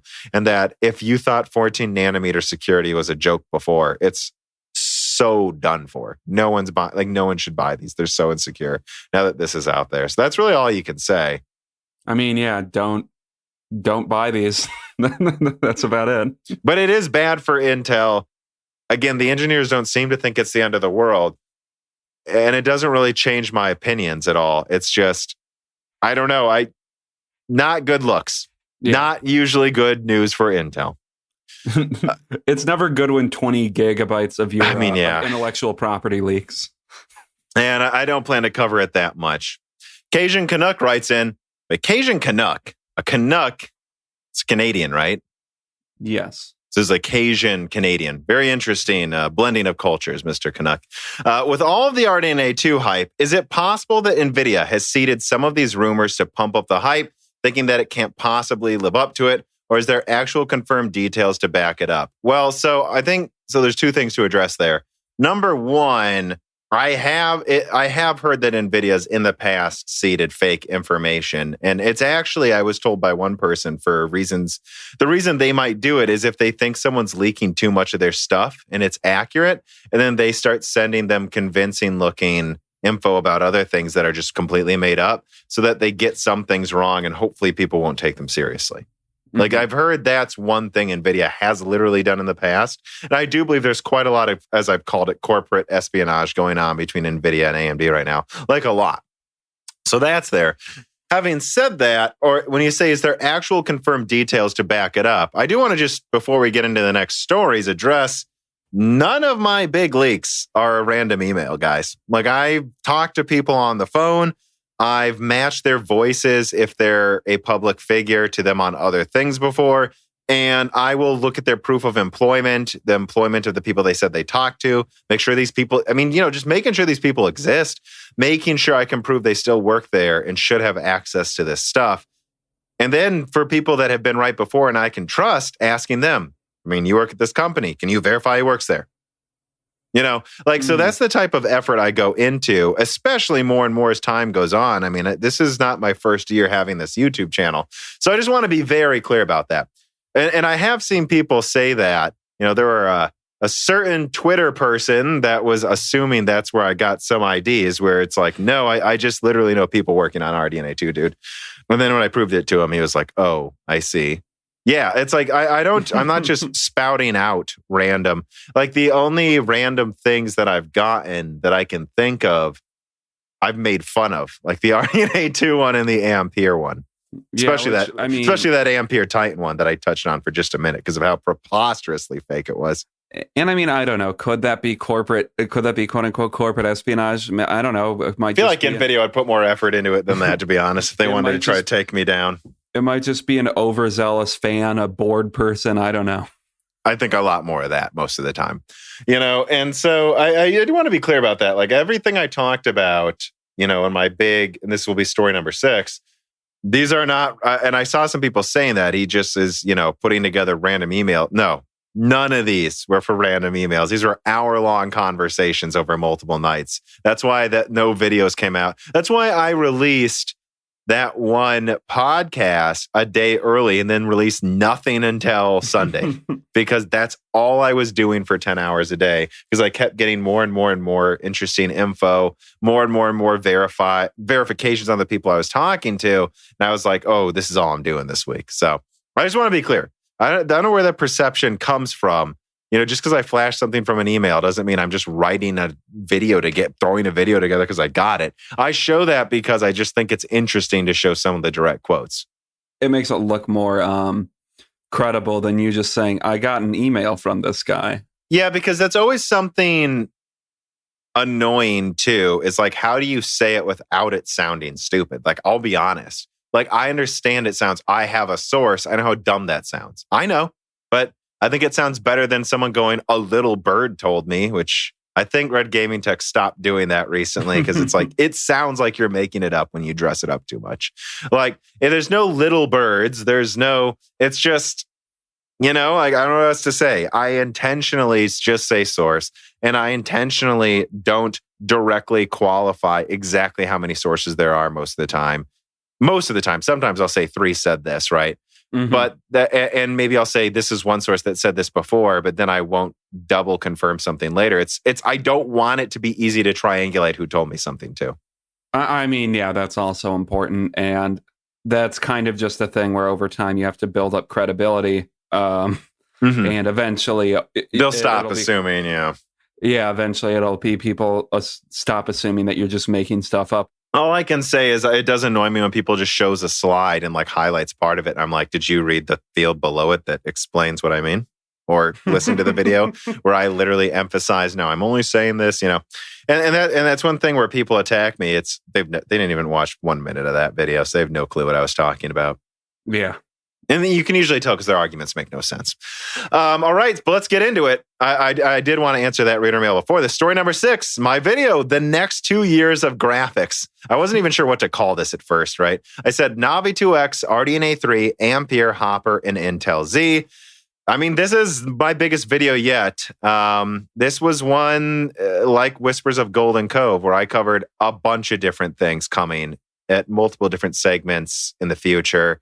You know, I'll just summarize. I did put in italics what I talk about. Basically, if I were off the top of my head, the big things I think I confirmed was Ampere's coming sooner, not later. TSMC should be used for professional cards, but Samsung's for the rest. Ampere should win, but the margin will be smaller than it has been in years, many years now. It's hard to remember, Dan, that we still feel like AMD should win every gen, and just because we got it at PC gaming when AMD won every other gen. But we have to admit that at this point, it's been a while since AMD has won in the graphics space. I said AMD's been less leaky. I really emphasize that people need to be skeptical of AMD leaks for the next month, that there is some pretty hilarious hoop jumping AMD's doing to confuse people. I said RDNA 2's Navi 22, which we've already talked about in detail, should be close to a 2080 Ti, and that GDR6X and HBM will be used with RDNA 2. RDNA 2's ray tracing and other software features should not be underestimated prematurely, although again, be skeptical of leaks. It's hard to say exactly how good they will be. All I know is that a lot of people seem sure it's great. And that Z has some impressive products coming on paper. They really do. But if you look at what limited info I already have on Hopper and RDNA 3, I'm not that enthusiastic Z is going to be able to compete that well. And that RDNA 3 and Hopper should be multi-die, which was going to be the mulligan Z had if we could get out on time. And another massive performance boost in geometry and other things. And the stagnation is really over, guys. The final thing was that Intel is just a clusterfuck right now, or at least it has been recently. And I will say, I am pissed at myself for letting Microsoft Office change Murphy to Murphy and then reading Murphy for like how serious that slide was. Saying a guy who used to be like a chief technical guy at Intel saying his name wrong. Oh, well, it is what it is. Yeah, I mean, acknowledge that you... I immediately did. I was like, yeah. Well, the thing is, I never was paying attention to that guy too. And like everyone I talked to like hates him. So like I didn't think that highly of him anyways. I was like, all right, well, this is one guy. We don't need to watch that closely. And you know, I really wish I wouldn't have fucked up his name because I know that's something. But the funny thing is, no one brought it up in like a lot of circles. So it's clear most people, anyone who was like, well, and anyone who's 30 minutes into a video that big for me probably can overlook that. Yeah, that's true. But yeah, you saw those quotes. Not good in Intel. No, not at all. It's kind of a three-way power grab a little bit between Kadori well, Keller's gone. You know, yeah. Keller left. And I think it was mostly a power grab for Murthy against Raja Kadori. But Raja Kadori legitimately does want to be CEO. And Murthy just went through insane. It sounds to me like the second Murthy got a hint that Raja wanted to be CEO, he tried to destroy him. And then he also thought maybe Keller did. So he tried to destroy Keller. Keller left. I think, honestly, he's not lying. He just wants to spend time with his family. He doesn't have time for this bullshit. And that Raja is willing to stick it out. And then Murthy got fired because he fucked up everything. He fucked up 10 nanometer, then 7, and then their modems business. And Swan fired the guy. And he probably, probably caught wind of all the crap Murthy was throwing towards other people that were in the quote unquote Raja faction. And he's like, this has got to stop. You're gone. So that's what I think went on. And what position did Murthy hold? He's basically like chief of all engineering at Intel. Okay. Just, that wasn't completely. He used to work for Qualcomm and stuff, but people mentioned to me that Qualcomm doesn't have their own foundry, so kind of putting him in charge of this company's engineering work was maybe a huge mistake, despite his background, which is I think a worthy point. Oh yeah, that is a good point. What else from this video did you want to talk about? I usually gravitate towards the Z stuff with new information, just because it's the newest stuff. It's like. It's the most... You're unsure? Yeah, it's the least clear to me what it's going to be. So, because like RDNA 2, I expect RDNA 2, is going to be somewhere between 30 to 50% stronger than like a 2080 Ti. And for the past few months, that seems like what it's going to be. But Intel Z, it's just this constant drama of will it ever come out? What's going on? Yeah. With it? And it's interesting to me because it's like when you hear about any new Intel Z product, it sounds like it's potentially impressive. 128 gigabyte HBM3 Jupiter sound. Yeah. It sounds cool. It sounds impressive until you realize you have no clue when it's coming out. So it's like, oh, something that could rival the performance of a 2080 Ti. Too bad it can't come out until 4 years after the 2080 Ti comes out or something. Yeah. So the Intel Z stuff is immediately the most interesting to me, I think.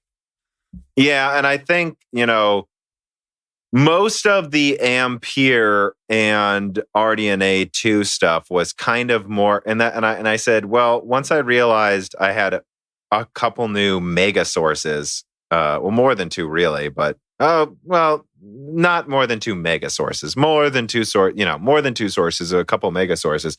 I was like, I'm not going to consult my previous Ampere and RDNA2 stuff because this is a chance to just kind of check their info and see if it lines up. And it did.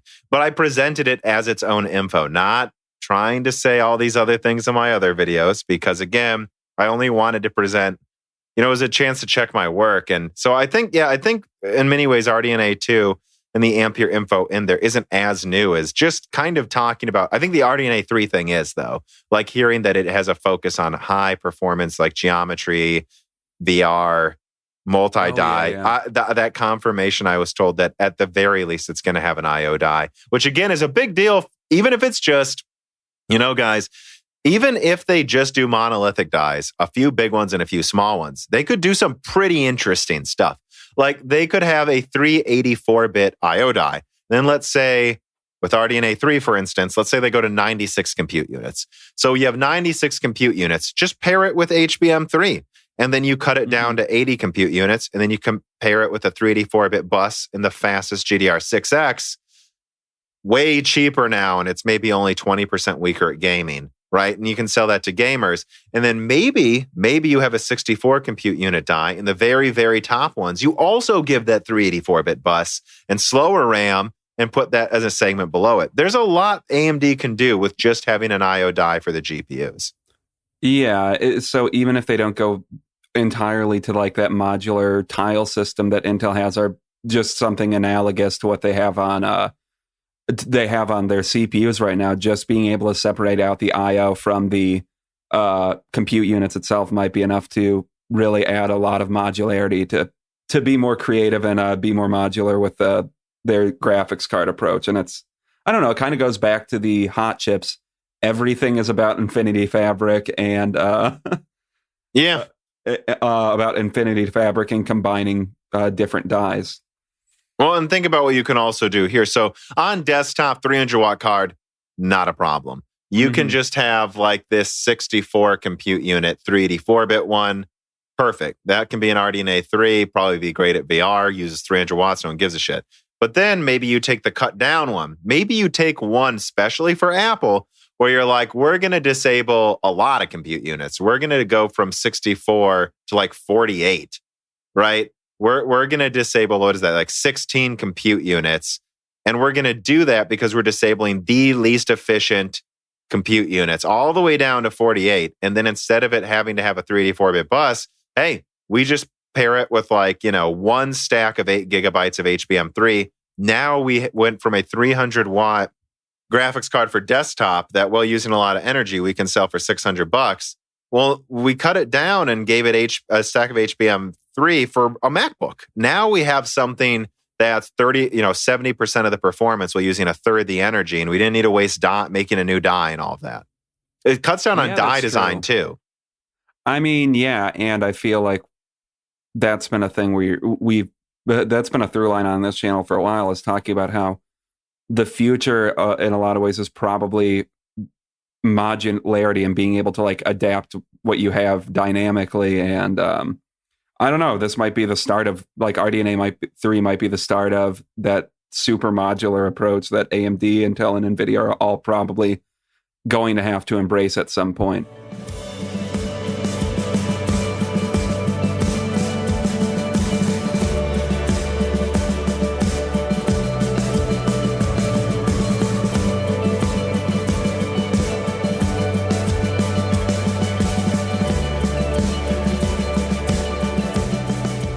For my new benchmarking station, I did use a legitimate key of Windows 10 Professional, and that's because it's just not expensive if you go to CDK Offers. They did sponsor me to say this, but I used their website, and it works well. They have great customer support, and if you use offer code BrokenSilicon, you'll get 25% off Windows software, and Die Shrink gets you 3% off all software on the website, including game codes. I will reiterate, it was really easy for me to actually set up an account on this website, search for Windows, buy the code using whatever payment method I wanted, and they do have several options, and then I simply got sent the authentic key and downloaded Windows 10 from Microsoft's website.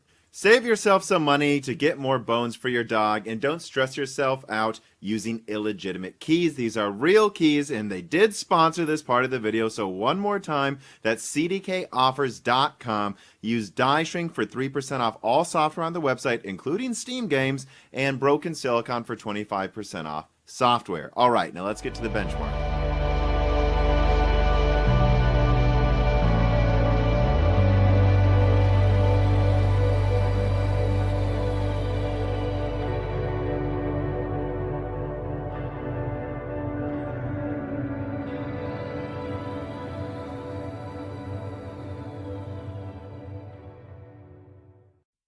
Yeah.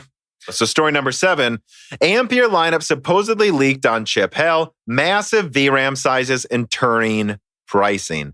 So this was added at the last minute. And to be honest, you could almost argue this isn't really a new story, but I think it's pretty interesting. These are a cast of characters that have been correct before, shall we say, in leaking on chip hell. And they point to potentially, I mean, we've already been talking about how, and I've already confirmed on Twitter that I have a source that has a 100% track record telling me the 390X is 24 gigabyte. Now, it's interesting. He did tell me the 3080 was 10 gigabytes, actually. So I want to be clear. This conflicts with one of my best sources a little bit. However, and I have to keep saying this, Nvidia can decide to give these cards as much VRAM over whatever bus they want at the last minute at whatever price they want. These are things they can literally decide during the presentation and just change it quick, you know? Yeah. So that's what I will say. But I like this leak as a chance to talk about it.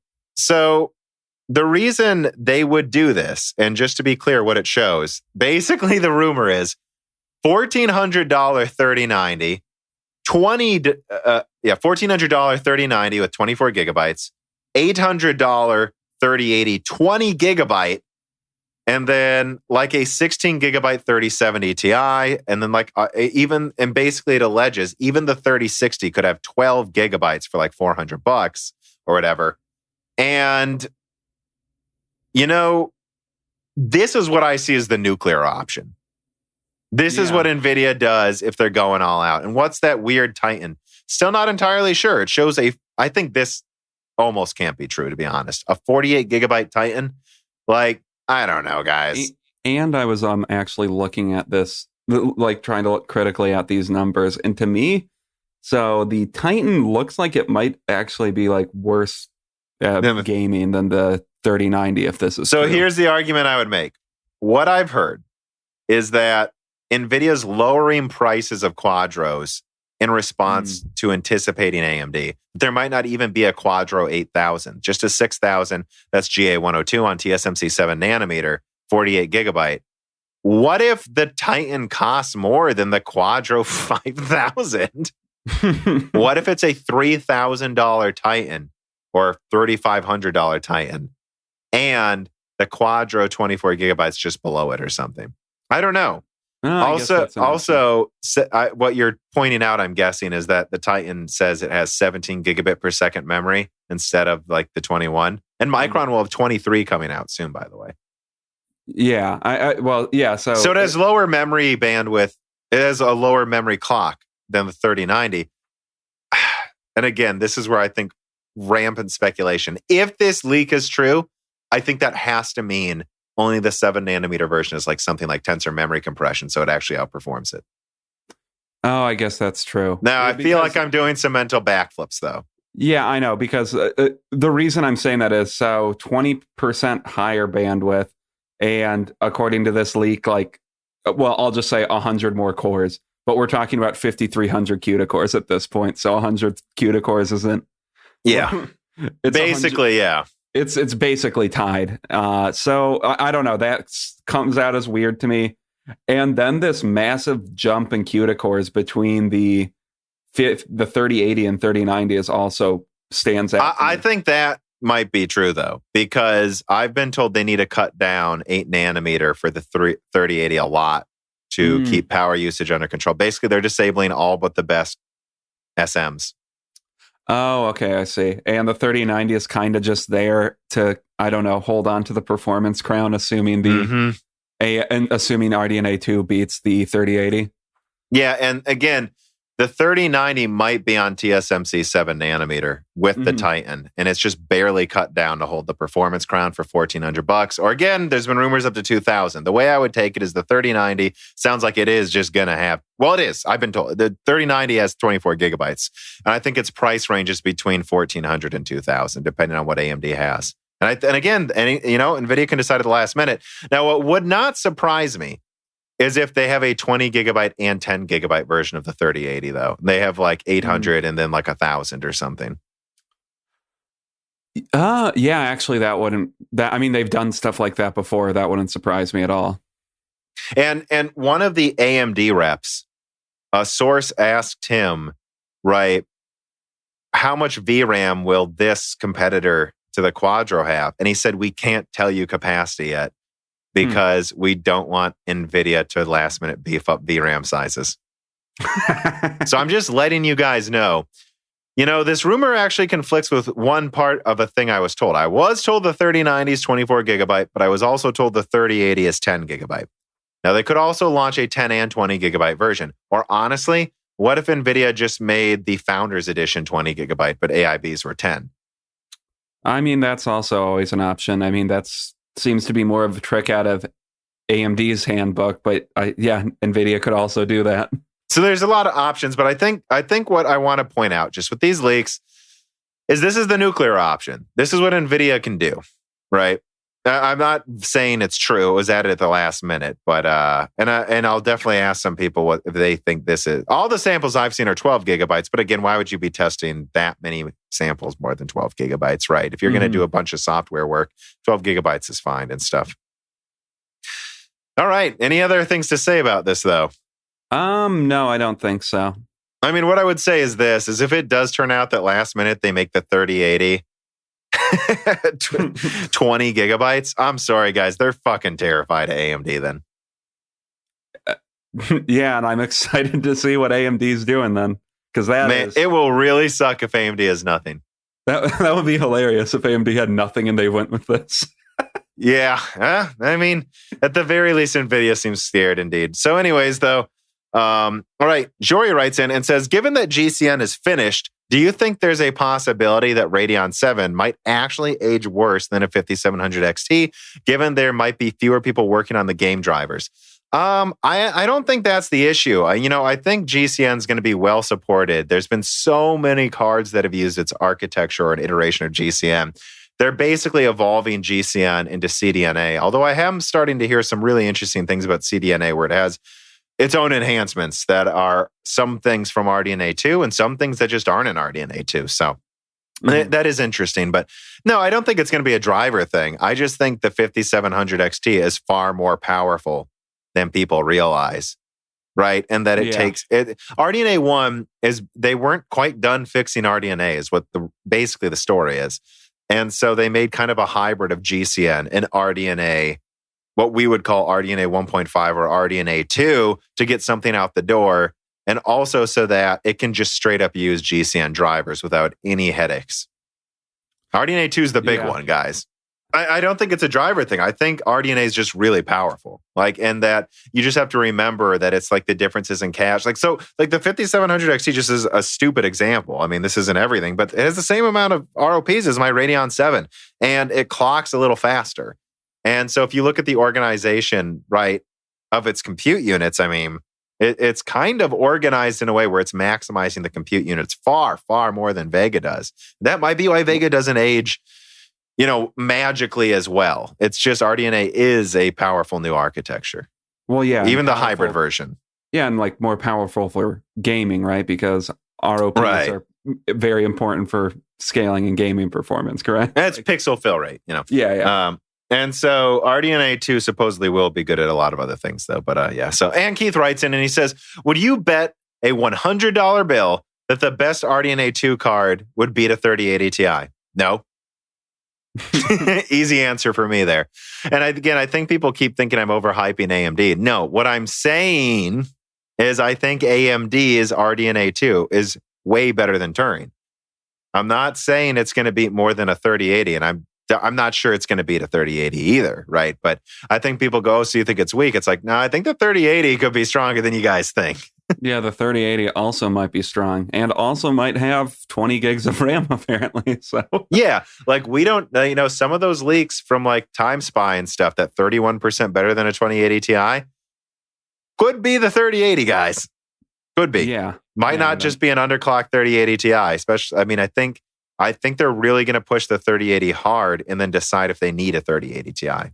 I mean, yeah, because that's also missing the 3080 Ti. I mean, based on that leak possible leak we talked about, that's still missing from the lineup. And everything I've seen is, again, the source that I'm 100% sure of about the 3090, no mention of a 3080 Ti. So I think a Titan and 3080 Ti are just waiting if they need it. Yeah, that makes sense. They want to see what RDNA 2 is and then get it out, especially if it has to use, TSMC to win. Yeah. My name is Nobody writes in and says several questions, all related to most of Ampere being on 8 nanometer after the latest 2-year leak video. Do you have any indication of the performance delta from most of launch Ampere being on 8 nanometer as opposed to 7? Is it enough that it could be losing factor for Nvidia? Maybe. Probably not, but maybe. So it's funny. I'll have a link in the description, guys. I actually did a video on this around the beginning of this year. And God, when was it? I'm looking at it. March 11th. Is 10 nanometer good enough for Nvidia? Which, remember, 8 nanometer is a upgraded 10 nanometer node from Samsung. So, and the conclusion I came to in the video, and again, I keep getting better at this, so I don't know if there's mistakes or not, but the conclusion I came to is that Samsung 8 nanometer is basically half a node behind early TSMC 7. And that if with N7P, AMD is basically half a node ahead of Nvidia, depending on what metric you look at. So the density of Samsung's 8 nanometer isn't bad. It isn't. You can fit these dies on there. It just seems to have way worse frequency scaling and efficiency.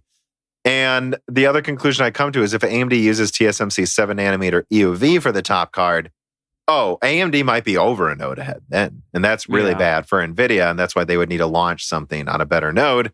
And so, my understanding, and again, I don't remember everything, is that basically you're looking at like 20 to 40% more power usage, 20% lower clocks, and but somewhat comparable density to TSMC 7 with Samsung 8 nanometer. And I mean, that's kind of what I think we're seeing in these samples being tested.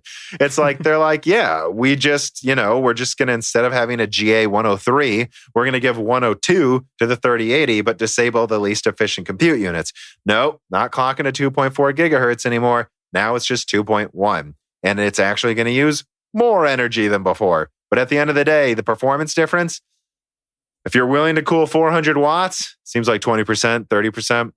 And that's why they can just put the top card on 7 nanometer. And if they manage to beat AMD with the 3080, I think it's actually kind of a good look. It's like, did you see this shit? We don't need 7 nanometer to beat AMD. But this Titan or this 3090 is 7 nanometer. And look how much better it is. If we ever want to beat them, this is what we can do anytime we want. But we don't even need to.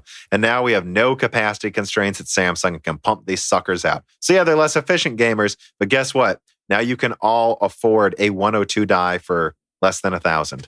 That's their argument, I think.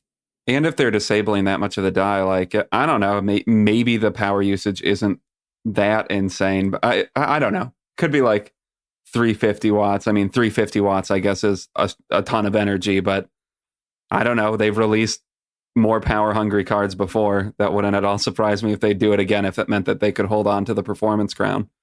Yeah, well, we're already kind of talking about it. So I'm going to skip ahead here, Dan. So we're actually going to go to story number 9. And so where are we at here on the timestamp? So Adored TV speculates that Ampere could be on Samsung 5 nanometer, which is their quote unquote fixed version of 7 nanometer EUV. So and this is the write-up I did for his video. For months, many leakers have been debating how much of the Ampere lineup is Samsung 8 nanometer versus TSMC 7, with some reputable ones even doubling down on Twitter that it all has to be 8 nanometer. Jim at Adore TV decided to flip the table over and suggest that Nvidia will boldly choose Samsung's inefficient and bad yielding 5 nanometer node. This node is roughly comparable to a TSMC 7 nanometer EUV in density and design characteristics. But again, its yields are pitiful, and its clock speed and efficiency should prove to be much, much worse than TSMC 7. This would for sure be an absurdly ridiculous secret to have been kept this long, but I guess it could make sense. Although, one more time, this would be a secret on the level of a secret coprocessor. That's my write-up. I'm pretty proud of it. Did you watch his video? It was a pretty good video. I didn't get the chance to watch this one. I'll watch it later. But so if their clock speeds are way worse, what would be their purpose for switching to 5 nanometer? And this is the argument he makes that makes me go, okay, maybe. He says, originally, and I believe this may just be a fact, Ampere was designed with Samsung's 7 nanometer EUV in mind. 5 nanometer EUV is an iteration of the 7, so that it wouldn't need a full redesign. That's the argument, basically, is that they just want to double down on this despite it half not working, because that would be easier than going back to 8 nanometer. Oh, okay. And that would also explain why they have to cut down the 3080 so bloody much, and why they would have canceled the 103 die, because they're like, we're going to need really cut down dies. Oh, that's really interesting. So it's like, yeah, this half of these just won't work, but we'll be able to pump them out on quote unquote 5 nanometer without having to redesign everything. I mean, I guess maybe that would suggest that they're kind of strapped for cash, though, wouldn't it? No, I don't think so. It's just cheaper is cheaper. And so again, like, I think that's an understandable argument, though. It, like, when you put it that way, it was originally designed for 7 nanometer EUV. This is supposedly the fixed version, and they canceled 103 to go to 102 almost last minute. That's probably why. There's an argument here. There's a very real argument. If he is sure a source he has is 100% true, there's definitely an argument, that this could be true. However, when I said this on Twitter, like, to some people, I want to be clear about one thing. I'm sure of my Ampere info. Like, more info keeps coming out that what I've reported is true. So nothing I've reported changes. Just cross out 8 and put 5 if Adored's right. Which I was talking to Matthew, who works for Adored, and I was like, and he seems to think because of that detail, my info can't be true. No, dude. All I've been told is validated at Samsung, and all of my sources assume 8 nanometer. So you're just, I guess, not assuming. Why can't I think of? You're inferring that they're going to be using 8 nanometer because that's the one that on its face makes the most sense. Well, and its density is pretty close to 7 nanometer, I thought. And so what I said on Twitter is this: none of my info changes about Ampere. I'm sure of it by now. I now have so many sources saying the same thing. People that I've verified, employment names you would recognize. No, guys, I'm sure of my Ampere info. But what that means, though, is if this is really 5 nanometer, that's how bad their 5 nanometer is compared to TSMC 7. And you can bet I'll do a video about that then, going, it's so bad I thought it was 8. Where they have to cut down their dies by 20% to get them to work. Well, I mean, I was told it seemed like one of the full dies on GA102 overwhelmed the air conditioning. The quote was, it can still boost to 1.9 gigahertz standard with like a 350 watt graphics TDP limit, like literally telling the card you can't use more than this, and it was boosting to 1.9 gigahertz. If you remove that limit, it actually did, he said, boost to 2.2 gigahertz and was really powerful, but it used more than 400 watts and overwhelmed the air conditioning. And I'm I want to be clear again about what Adored said. Yeah, that could be Samsung 5 nanometer. Just keep in mind my info doesn't change. It just means Samsung's 5 nanometer sucks, besides density, I guess. Which I actually remember you reading that quote off to me at one point, and I think I assumed that he was being hyperbolic, but that would be hilarious if no, it really does just dump out that much heat. I mean, if it's using 400 watts, the heat's got to go somewhere. Yeah, that's true. And so I want to be clear about this leak. Look, I talked to some people that aren't even sources, just what do you think about this, right? And it's like Qualcomm just canceled Samsung's 5 nanometer, saying it's not high performant enough, moving to TSMC, I believe, was the company. And so, and I believe that IBM's launching on Samsung 7 nanometer in a year. So, I do think this leak has to be taken with a grain of salt. And I think Adord even said that as well. He said, take this with a massive pinch of salt. And then he flips over the table and says, what if it's neither 8 or 7? But I want to say it again.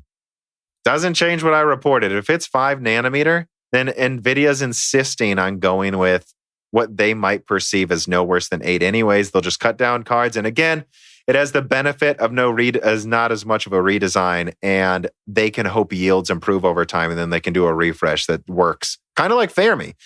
Ampere may be NVIDIA's Fermi if it's like just straight up, if it's on 5 nanometer. This sounds so much like, again, I would be worried about Ampere's reliability though, because this happened with Fermi and they had failures left and right. We had so many of our cards from Fermi break because of it too. Yeah, that's true. And it's not because it uses a lot of energy.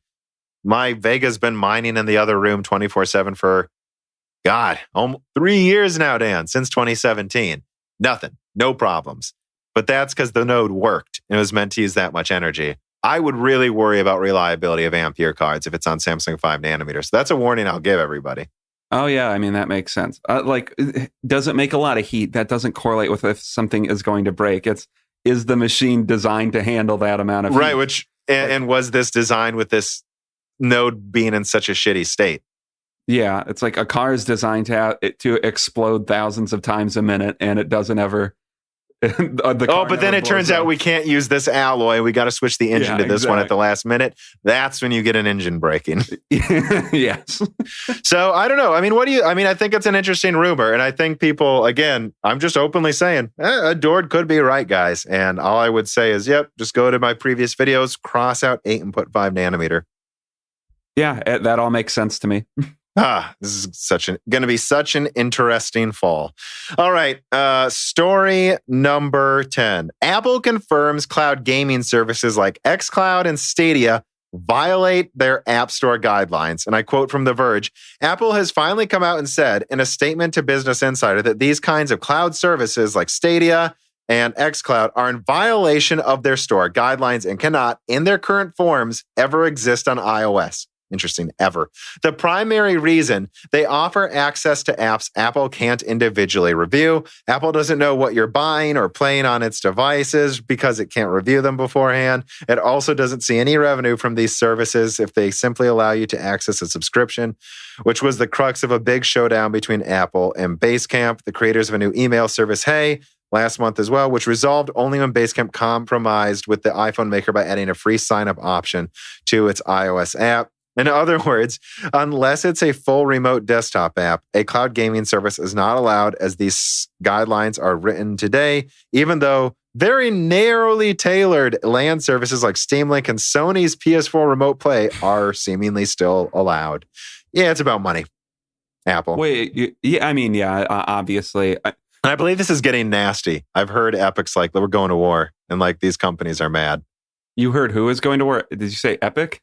Yeah, I think there's something with Epic arguing with Apple too. Maybe it's a different thing. Maybe I'm stupid, Dan. I don't know. I mean, I don't know. Apple runs an incredibly closed down operating system they have an ecosystem that's completely curated to what they want. And yeah, I mean, I'm not going to say this 100%, but yeah, 100%. But I definitely think this is about money. I don't know what else it would be. Oh no. So yeah, I think I'm thinking of something different. Apple is in a giant lawsuit with Epic now too, but over Fortnite, and it's a similar argument for the percent cut Apple gets to take out of an app. So yes, I mixed it up, but I'll add this link as well. This is also happening, Dan. Apple getting in a lot of fights. I'm curious how much this will hurt services like xCloud and Stadia, though. I don't know what format people typically use them on, because I would guess most people use them on a smart TV or something, right? Yeah, but you can use it on your phone with a controller. I mean, yeah, and if that's what you want to do, I guess you have to get an Android phone now. Or as usual, some type of agreement. I don't know if they will, though. Yeah.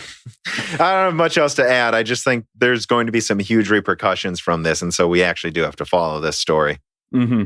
All right. And we actually did just take a break, but Dan pointed out that I skipped the story. There was story number 8 that I skipped over and then never came back to. And he's like, do you want to answer those people's questions? I'm like, I guess.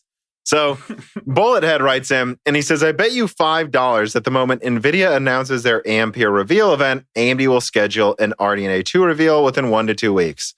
So I would actually take that bet if you mean now, because I know they're validating final versions of RDNA 2, and everything I've heard is like December is the launch date. Now, it doesn't sound like a paper launch. It sounds like a full launch. Maybe you'll get to November. It basically is my understanding. But that's it. So I don't think there's any chance AMD announces anything in the next month. So, in fact, you know, that what I was told about August 21st being the reveal event, I almost wonder if NVIDIA is pushing it up even further because they want to be able to reveal something where AMD can't announce a new event within 2 weeks. I think, and I think they're going to, even if it's limited numbers, I think NVIDIA wants to get things out before AMD a full month or two so they can have that time on the market. Yeah, and if they announced the release in December, that would be a bit early to do it. That would be a bit early to do it, I guess, in like the first or second week of September.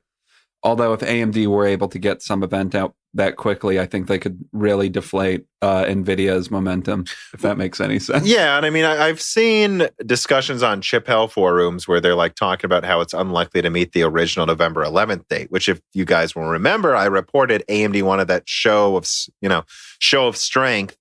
Around November, they wanted the consoles and their desktop cards and Zen 3 out at the same time to just dominate the market, dominate the mind share of PC gaming and all gaming, really.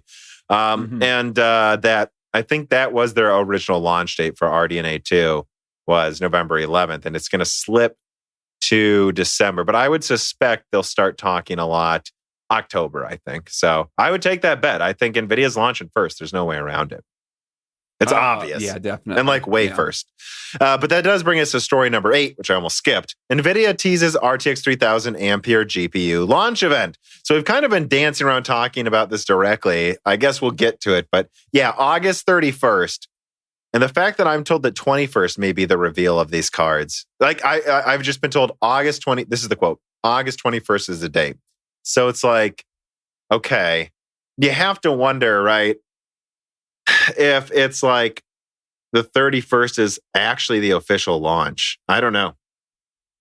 I mean, I don't know. So they posted this video on the 10th and they said 21 days, 21 years. I mean, that suggests the 31st. Like, is somebody saying inside NVIDIA or a friend or whatever? No, this is a source that's 100% right. He says that, to me, it sounds like AIB may know that they unveil some things on the 21st and then 31st, maybe the full unveiling is what I think. Oh, so maybe they do some like small-ish teaser or smaller teaser to what the big event. Oh, that makes sense, I guess. I mean, yeah, I don't think there's too much to talk about here, but I think it needs to be addressed that there's some big thing happening on the 31st for sure. Yeah, in the next couple weeks where we're probably going to finally see what Ampere actually is. Truly see what it actually is.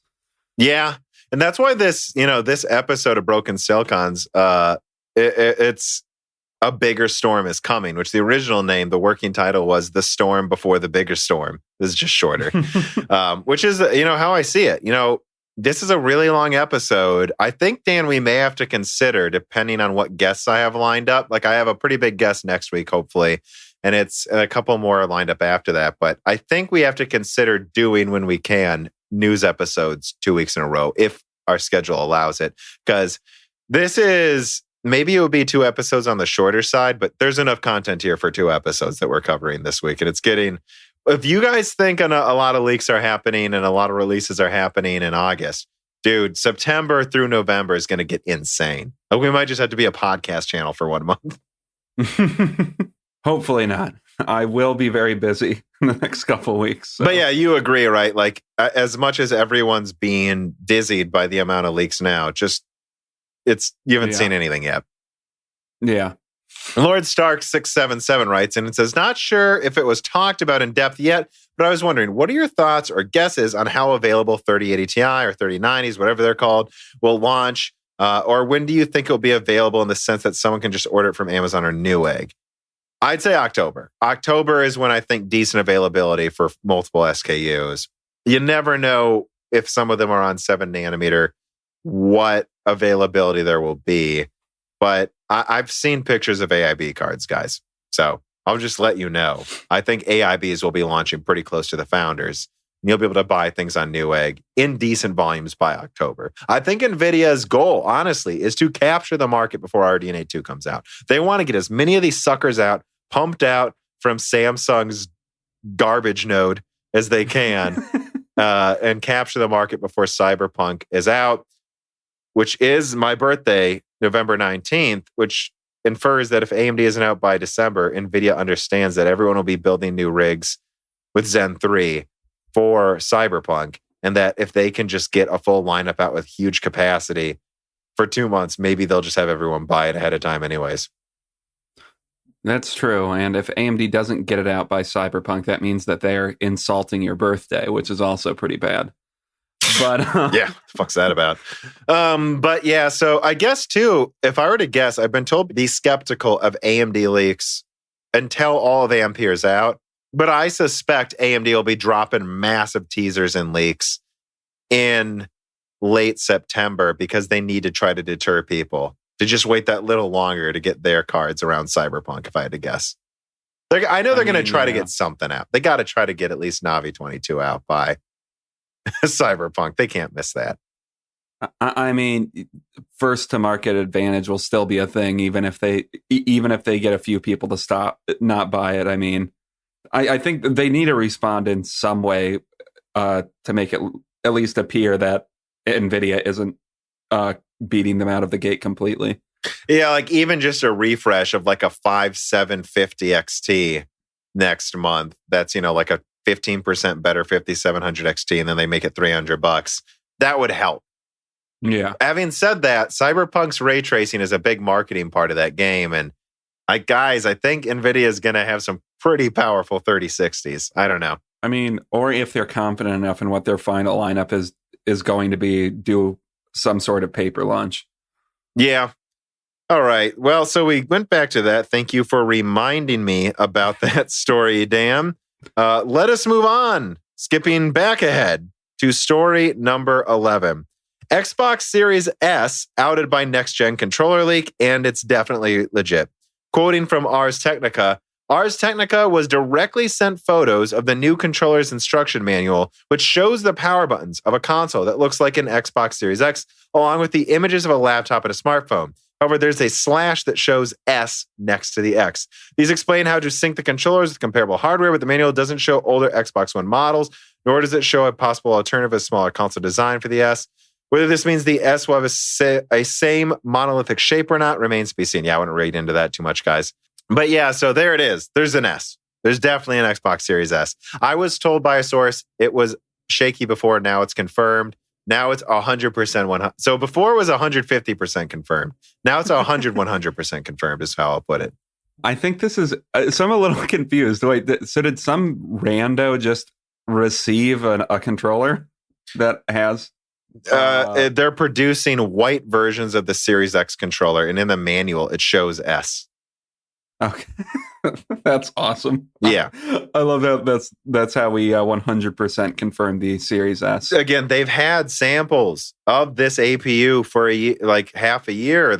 We've known it's a project. It's just never, there's always been this, and I'm sure it's some truth to it, I'm sure behind the scenes, Microsoft was deciding if they should release this, because you could argue it's going to destroy their argument that their console's the strongest. But now they're not even saying that. Now they've changed their marketing to say they're making the strongest Xbox because they're worried they don't have the strongest console, so they're definitely going forward with it.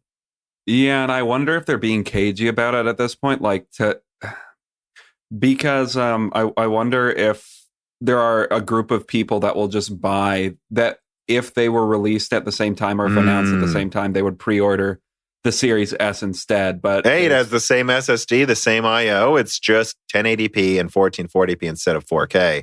A lot of people would. Yeah, and I think there's a further group of people that they'll just buy the Series X first if that's what they can get their hands on first. So maybe they're being cagey about the Series S right now because I don't know. They're hoping maybe some people will buy it. And that's the thing, and that's what one source told me too, that he believes the Series S will be launched end of year, maybe even early next year, or like a month after the X, because they want to launch with at least a few weeks of the Series X being marketed as the super powerful console. Then once people think of Xbox as powerful, then they'll launch the cheaper one without a disk drive that's like, a third the rasterization performance, which lines up perfectly basically with running 1080p instead of 4K. I think that argument makes sense, and it does sound like that's what they're going to do. But I continue to believe the shrewder business move, they should just call this episode Tom Plays Armchair CEO.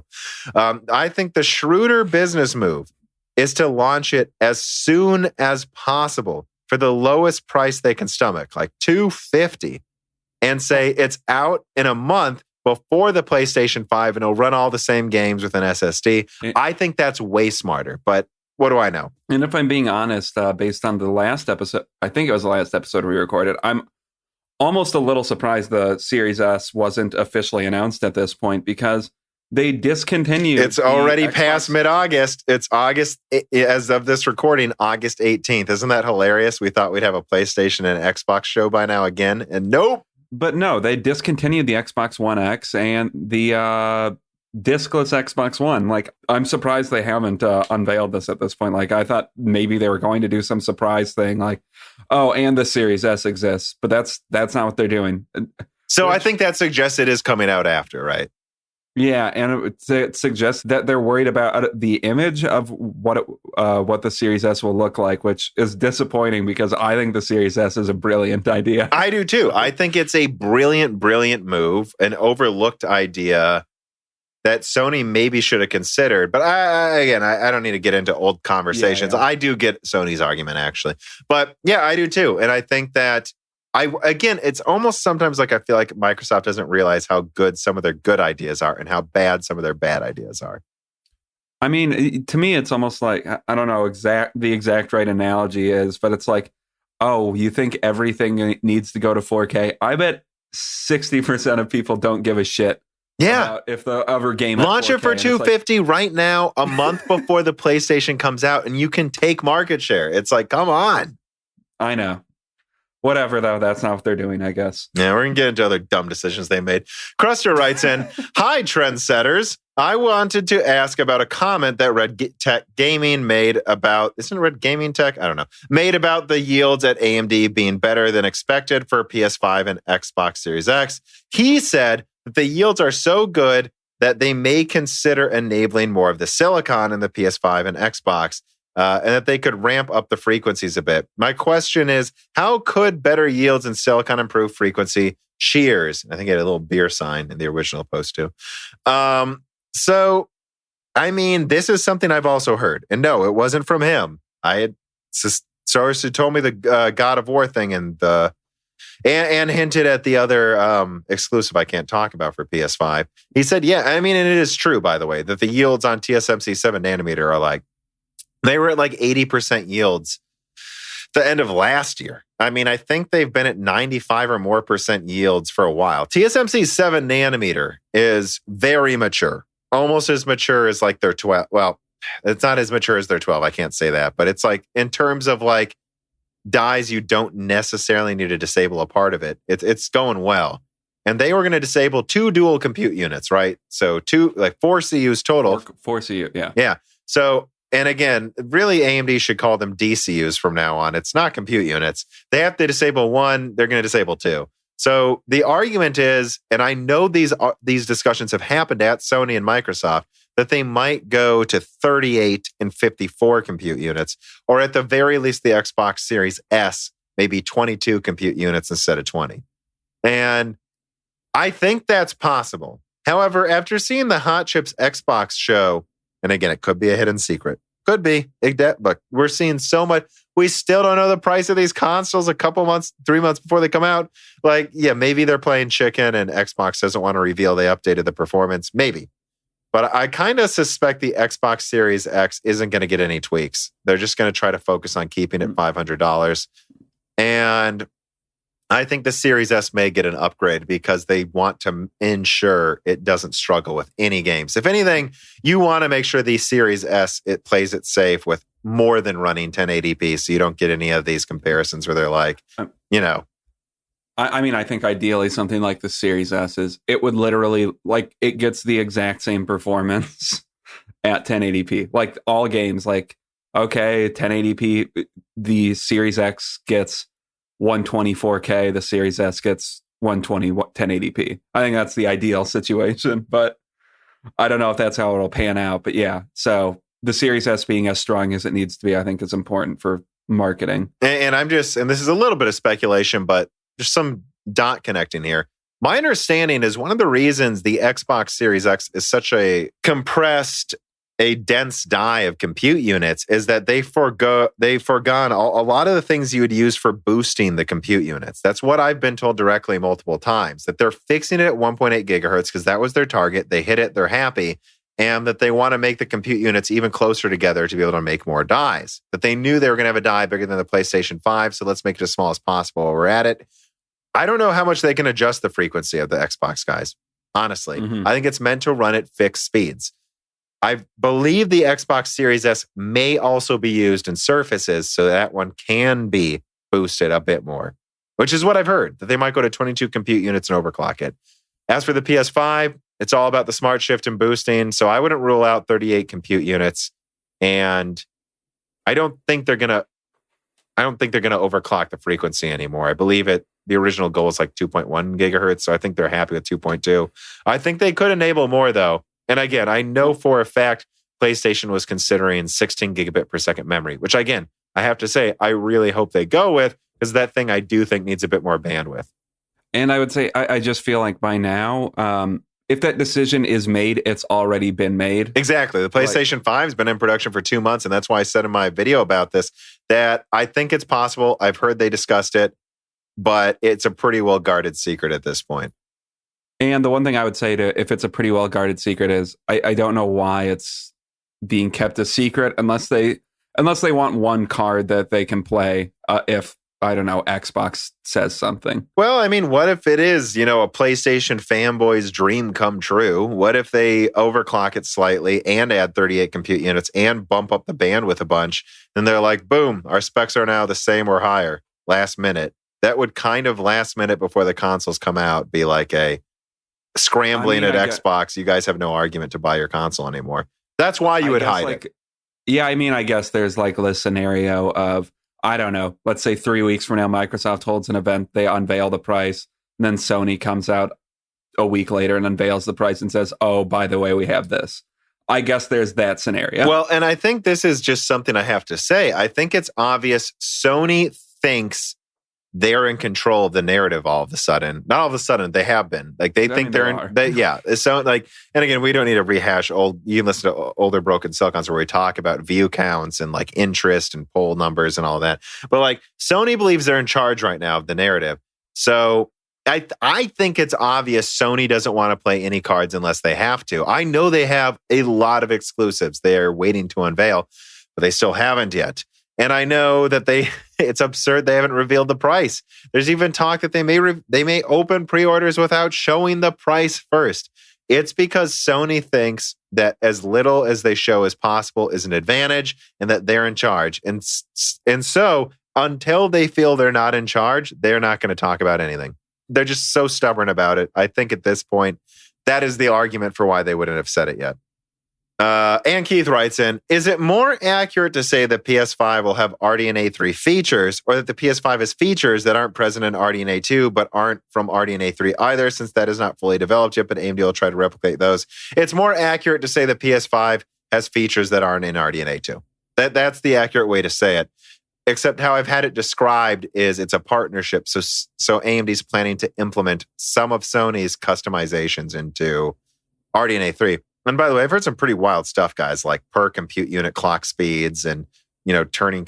There's a lot of interesting stuff that I haven't covered yet about PS5. Just because, again, if you thought the trolls and the fanboys around AMD and Intel and Nvidia were bad, it's like 10x PS5 and Xbox. So I try to be extra careful whenever I decide to finally talk about some info I have on the consoles for that reason. But yeah, I've heard some pretty wild things, and it's more accurate to say there are customizations in the PS5 that probably aren't in desktop RDNA 2, and that they will find their way into RDNA 3. And I've even heard or later. I think there's a couple patents Xbox has too that it's up for debate exactly how good they are, what they'll be used for, that also might not be in desktop RDNA 2. I mean, once again, to go back to the Mark Cerny quote, to paraphrase him, we are putting features into our console that are not present in RDNA 2. And if they find their way into later AMD products, they considered our collaboration a success.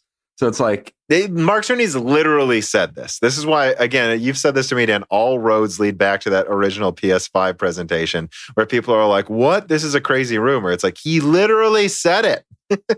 I think I've said that on the podcast too. Where I'm just like, people are like speculating so much on like, wait, what could the PS5 be? And it's like, go back to that conference I think Mark Cerny had in late March, early April this year, where he literally told you what the PS5 was, and then everything, and then every piece of news you've seen for the subsequent 4.5 months, I guess, has just been confirmation of things that he said in that conference. It's honestly starting to feel like the argument that RDNA 2 won't be very powerful, where I'm like, so they're just lying? Like, the numbers suggest this is how good it is. And these are official numbers. But yeah, so story number 12. Microsoft delays Halo Infinite to 2021. Now, this is something that didn't necessarily need to be its own story, but there's a lot of repercussions around this that I want to discuss that I'm not hearing. See, because you either hear people downplaying how big of a deal it is, or you hear people almost like, honestly, just like PlayStation fanboys, like, Xbox dead. I'm not hearing a lot of intelligent discussion around Halo Infinite's delay. It's either a fanboy on either side. As usual with consoles, it seems, by the way. So here's what I'm going to do. I have some things to say, but let me quote here first, just from The Verge. Microsoft and 343 Industries are making the decision to delay the launch of Halo Infinite to 2021. 343 Industries says the delay is related to the ongoing coronavirus pandemic, as employees have shifted to work from home, and development of large games has been particularly difficult for many in the industry. I've been told, by the way, is they outsource a lot of its work, and that's a problem. But so here's my problem. Again, like I said, it's usually fanboys talking about it, but number one, it's really bad. This was Xbox's big game at launch, and now they don't have it. And I think people aren't thinking about what this means. This idea that it was the coronavirus, I think, is just absolute bullshit, because they didn't announce this before the gameplay reveal. They announced this after, thus inferring they are delaying it because everyone told them it was bad, and it required everyone else telling them it's bad for them to realize it's not ready. No one's like, this is very bad for that reason, specifically because I see so many people saying, oh, it'll probably come out in January. No, I think this could be like Uncharted 4, where behind the scenes Uncharted 4, they decided they need to remake half the game, and it was delayed 2 years or more to remake the game. I think this is coming out late next year at the earliest. I mean, like, what they showed was bad. I mean, we'll see. Your theory is confirmed if it's not in the, I guess, and that's a subjective term what the launch window is, but if it doesn't come out within the first 3 to 4 months of the Series X being out, I completely agree that, like, this was 100% due to the reaction. And even if it does come out in 4 months, like, it was probably partially due to the negative reaction where, like, the game looked awful. The game looked, and we're not Halo haters. We just played through Halo again in the Master Chief Collection, and again, I can't recommend that collection enough. What a bang for your buck, if anything. But like, no, this didn't look as good as Halo 2 remastered. And the gameplay looked boring. So this idea that it's coming out in January, I think they're half going back to the drawing board. I mean, if they're going back to the drawing board, yeah, I would think that it would be delayed 2 years. That it might need to be. I mean, do you really want to years. release this as a mediocre game? The last Halo was called mediocre. This could kill the series if it's not really good. That's true. I mean, because I guess my assumption is that they're going back in to update some of the graphics, but the graphics weren't my problem. My problem was I wasn't seeing anything new in the gameplay. They even had a grappling hook that he did nothing with in the demo, making me wonder if the grappling hook was literally just a last minute, let's add this. I guess 5 months from now, if we see a new demo where they're showing off the grappling hook a lot more, then you're probably right. And again, we're not hating, guys. We're not fanboys. We like Halo. I'm just saying I don't see enough intelligent discussion around this. Does anyone else but me remember years ago that there was the rumor that the next Halo was going to be a battle royale? No one? I think it's obvious that they built a game where half of it was battle royale. They decided, like a lot of other developers, like Housemarque recently with Returnal, by the way, where they scrapped a battle royale game because they said this market is just far too filled up with other things. We're not going to compete. So they made a different game instead. That they made a Halo that looks like past Halos, is easy to run. That's why the graphics weren't impressive, because it was built from the ground up to run on everything because it's a battle royale. And then they had a single player because they needed to. And that this work on other things they've canceled has massively held back the quality of the rest of the game. And that I just really think that's obvious that that's what happened. And that they need to take more time to really, really make a proper, and with emphasis, underline the word proper Halo. A proper Halo. Which, I mean, yeah, that's interesting too, because this is making me think of stuff I heard about Call of Duty recently too, where I think it was Black Ops 4. Yep, might not have had a campaign because they focused on the battle royale mode. Call of Duty also, and they decided to cut the campaign instead of the battle royale, and it worked out well for them. But they had to make a hard decision. And what's the Call of Duty, the other studio, Sledgehammer, right? Yeah, the other studio. There's Treyarch, Sledgehammer. And then Infinity Ward, yeah. Yeah, Sledgehammer had to completely scrap a game recently. And it's like, I don't know. Yeah, you hear about a bunch of games being scrapped for unknown reasons. And some of them, it seems to be battle royale modes. Because for some reason, Fortnite succeeded. And every game publisher was like, oh, well, we got to make everything battle royale. This is clearly the future. When no, Fortnite and PUBG saturated the battle royale market, and that's it. Well, it's like when everyone thought because of Call of Duty 4, you need to tack on a multiplayer, and then you get BioShock 2 with some stupid ass multiplayer no one played, and this is and it happened all over again. It's like, no, they made a game that people liked, PUBG.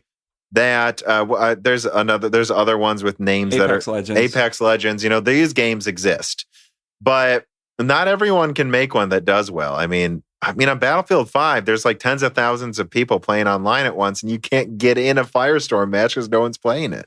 No one wants it in their other games. Yeah, I know. And but the Battlefield 5, they added it later with one map. To think that you can put all this effort, it takes a lot of work to make a Battle Royale game, that if that was, and I think it's true, that was one of the initial goals of the Halo, that it wouldn't affect every other part of development. It's obvious it has. They need to take more than a year to not kill their best franchise, or at least their biggest, whether you think it's best or not. Yeah, and I was, I think I was initially trying to make the point that all of this other stuff flew under the radar because, frankly, a Call of Duty game comes out every year. Sure, people don't notice that much if one game is worse than the other. Housemarque isn't a huge studio. No one really notices if a Housemarque game gets canceled. If you fuck up a Halo game, that's, especially now, a Halo game hasn't come out for several years. That's a big deal if you fuck up a Halo game. Especially when it's the tentpole of the console you're launching. Yeah, I mean, yeah. Especially when it's saying, why would I buy an Xbox Series X? Because Halo Infinite comes out on it. And frankly, that July stream they did, that's the only piece of evidence they gave me for why I should buy a Series X. And it wasn't a convincing piece of evidence. No, and and again, I think we pretty much said what we have to say. I don't want to just bash Halo. I just felt the need to talk about this because I am not hearing this intelligent discussion from many other sources. It's all fanboys on both sides. And it's like, I really think they need to I don't think you expect it soon. Like, it wasn't just a ray tracing patch they were talking about too, by the way, that it needs more than a ray tracing patch, guys. They need to go back to the drawing board a little bit here, I think, and really bring in some people and redo a lot of it. That's going to take time. And I guess what I will also say is this. I have heard coronavirus has affected Xbox a lot, though. I will say that.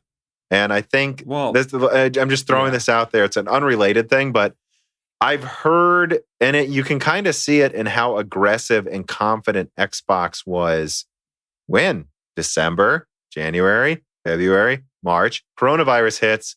All of a sudden, they've like a 480p live stream first, and their marketing's kind of all over the place. I have heard that behind the scenes that the coronavirus is affecting Microsoft a lot, though. I will say that. Which more of Microsoft's in America than Sony, and America's not doing that great with COVID.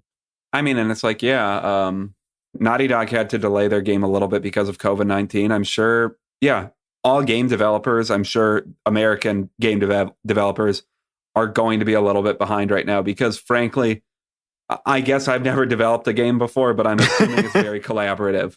So I wouldn't be surprised if... I'm sure it's hurting all studios, to be clear. Yeah. I wouldn't be surprised if it was slowing down their development to an extent as well. Yeah. So, but again, I just think it's preposterous to think that was all it was. Okay. So the last thing I want to touch on of this like console mashup that we always seem to put at the end of our podcasts is I posted this in the Discord a couple times, but it keeps popping up. So I think I need to put this link in the podcast and say it. That bullshit PlayStation 5 struggles with 4K thing. Yeah, guys, the guy who posted that literally was banned. He was a mod on Reset Era. He was banned and thread locked because he admitted behind in DMs that he made up the story about PS5 struggling with 4K. And I thought that info he talked about was obviously fake. When he said devs say Smart Shift is comparable to the cell processor. That's the dumbest comparison I've heard in my life. That's not what I've heard from any other devs. And it's just pathetic that you have someone who was known for some leaks in the past and actually had good info before, was a mod on this popular forum, and he literally said he made it up to balance things out after Halo Infinite was delayed. The link's in the description. This is what happened, people. This is an absurd story. And again, worst case scenario, how many times do I need to say this? The Xbox has 18% more teraflops, the same amount of ROPs, 2/3 of its memory. 2/3 is 25% more bandwidth. The rest is slower. Its SSD is less than half the performance, and the I/O as well. At best, the Xbox and raw rendering performance should be about 10% more, maybe 15%. This idea the PlayStation 5 struggles with 4K and the Xbox doesn't also have some problems is preposterous. These consoles are close to each other. All developers say they're both really powerful. And by the way, despite the memory segments on one and, one of them having boost clocks, all I hear is they're both the easiest to program for consoles in history compared to previous gens. Smart Shift is a cell processor. What the dumbest shit I've ever heard in my life. I mean, once again, we've hammered that to death too. Like the idea that people are trying to compare the golf in performance with the PS5, the Xbox One. There's no golf. The Series X, even being as charitable as possible to the Xbox. To the Xbox, it's still like the Xbox will be 15 to 20% better at rendering. So if the Xbox Series X could run a game at 4K, the PS5 could run a game at 4K, especially assuming that they're in marketing, they're talking about the Series X running everything in 4K 120. Right. It's not even the difference between 1800p and 4K. It would be like dynamic resolution, and 10% of the time, the Xbox is running a higher dynamic resolution, and that's literally the difference. But we also know there's differences in their geometry engine, ray tracing. the way that data is handled in the I/O. So it's not that simple. They're both powerful. Guys, I expect more insane fanboy rumors. I was talking to someone on Twitter about it too. Just like, yeah, it's gonna get bad. There's going to be some insane fanboys soon. And from both sides. I've had PlayStation fanboys attack me because my information isn't positive enough. Yeah, and then to compare that to what people keep trying to say it's the same situation with the Xbox One and the PS4. The PS4 was an upper mid-range card at the time. The Xbox One was a high-end entry-level card. It was an entry-level card, straight up. It was a year after the 7770 came out. It was straight up an entry-level card. And the bandwidth was like 5 times higher on the PS4. It wasn't 5 times, but it was like double or something. Yeah, well, triple. Yeah, it was a lot more. Yeah. But yeah, like to compare the quote unquote gulfs in performance this gen, there is no gulf. They're just built with a little different organization. Exactly. All right, moving on to the final reader mails. So Tyro writes in and says, "Hi, I have a question that came up these last few days. It seems the RTX 3000 series will support PCIe 4.0. Yes, seems so from my leak from 4 months ago as well. I was wondering if there is any chance using them, Ampere being, on PCIe 3.0 would bottleneck its performance, or if the 3.0 bandwidth is likely still more than enough. Honestly, I think it could. I do. Like, there's no way around it. And here's the examples I'm going to give. All right. I think basically if a Ampere card is stronger than a 2080 Super, you probably definitely want 4.0 if you don't want any difference. But then you got to decide, do you care if you have a 10% difference in maximum frame rates? Because the minimums will probably still be the same. Remember one of my first builds, I accidentally for a while ran my card out of a PCIe 1.0 times 1 slot, I think. And I thought it was 2.0 time. It might have been. I don't remember. You're right. It was either, I think it was 2.0 times 1. Yeah, I think you're right. But it was a 16th shape, so you could put a full graphics card in it. And I think the minimums on Metro 2033 were the same. It's just the averages were like 10% different. So minimums are what's important. So you just need to decide if you care. But look, guys, already the 5700 XT gains a few percentage points in with PCIe 4.0. They found this on Horizon Zero Dawn just recently. I don't even know what the difference was there. I think it was more than a 4%. And that was for the 5700 XT. Also, the 5500 XT only has 8 PCIe lanes of 4.0. And they found that on a 3.0, that the 4 gigabyte one, especially because it has to swap memory more because it's only 4 gigabytes, has double-digit performance losses in mini games. So I think there's no way around it. If the 5500 XT has that with times 8 4.0, I don't know. So what's double that in performance? Like I said, around a 2080 Super. So yeah, I think if it's above a 2080, you're getting some losses. The 5700 XT already sees some losses. And the answer is yes. But is it going to be a 50% performance loss? Probably not. It's up to you what's worth buying. There's always some bottleneck in your system. I mean, yeah, and it's like having if you have a valve turned on that allows more water through, like it's never going to hurt anything, and it usually does seem to help. Like even if on paper, like these PCIe 4.0 isn't strictly necessary, it does seem to usually help. It's more bandwidth. Amount. But exactly. It's not that negligible on high-end cards anymore. And we saw a similar thing with GCN 1.0, the 7970 at launch. Everyone said 3.0 doesn't matter versus Fermi. And within a year, you're already seeing some games with like a 5% difference, 10%. And once you got above the 7970, it was an issue. So that's what I would say. If the cards are stronger than what's out now, you could get double-digit performance bottlenecks, but again, it's probably not a minimum, so it's up to you if you care. Yeah. Snails writes in, would you bet $20 that 256 gigabyte Optane SSDs, old 3DX point, won't become a mainstream PC component in the next 5 years? Yeah, I would. I don't think it's ever going to, actually. Yeah, and I was looking at... It's a hot take, but I think Optane is never going to be... How did I write this down? Optane seems doomed to never be quite cheap enough for a bunch of people to buy it, or fast enough to be competitive against just really fast PCIe 4.0 drives.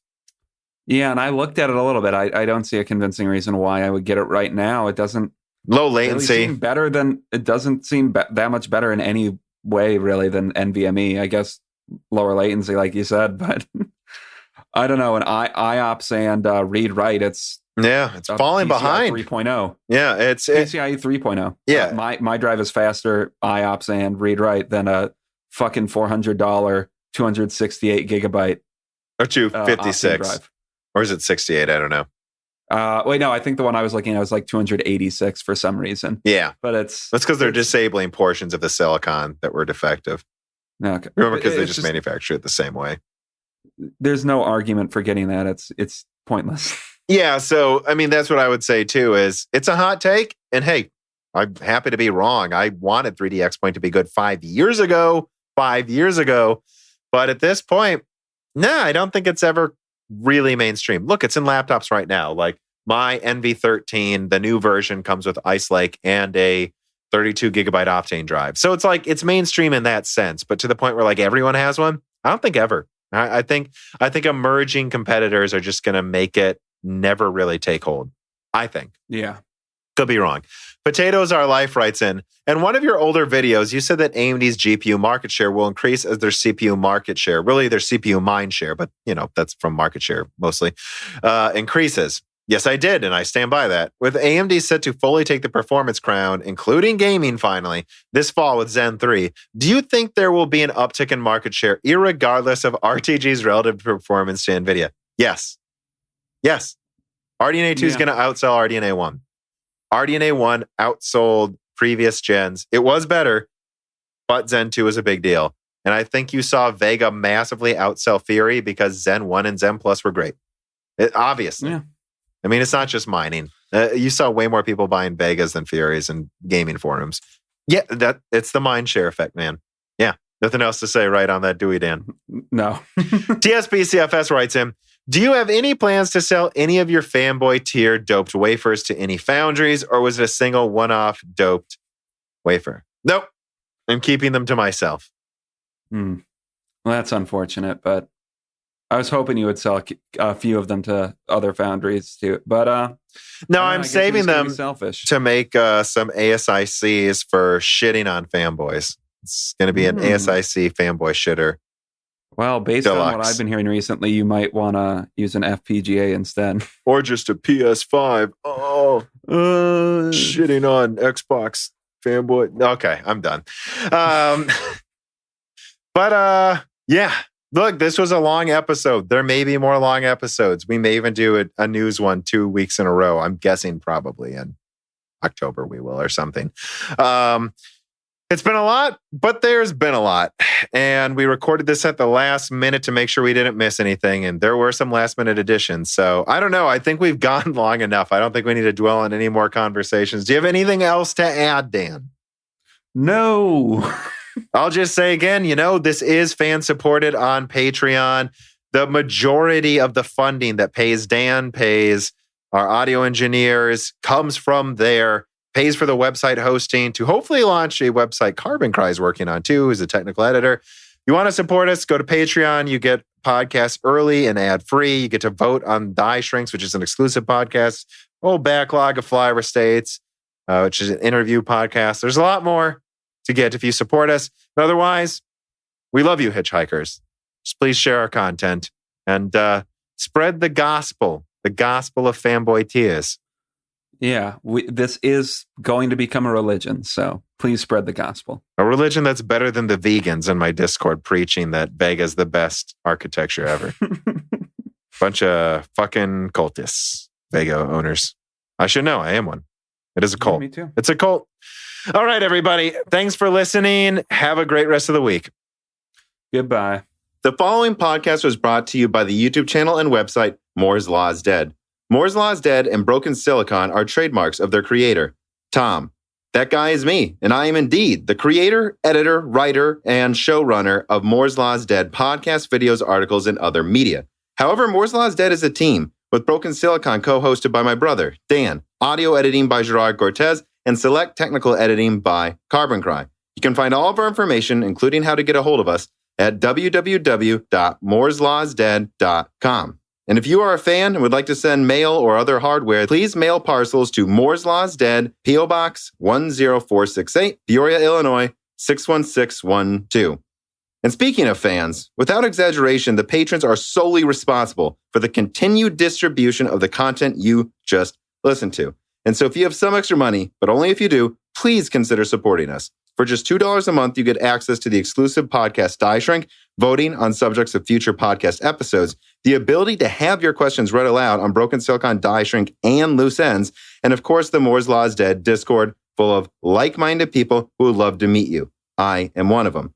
The Discord is only at $1, and at higher tiers, you get access to ad-free episodes of Broken Silicon, the back catalog of Flyover States podcast, thanks in the credits of videos and podcasts, and other perks as well. And if you cannot afford to support us, please just share Moore's Law's Dead videos and podcasts with friends and family on social media and Reddit. And give Broken Silicon and Flyover States a 5-star review on Apple Podcasts. All of this really does help so much more than I think anyone realizes.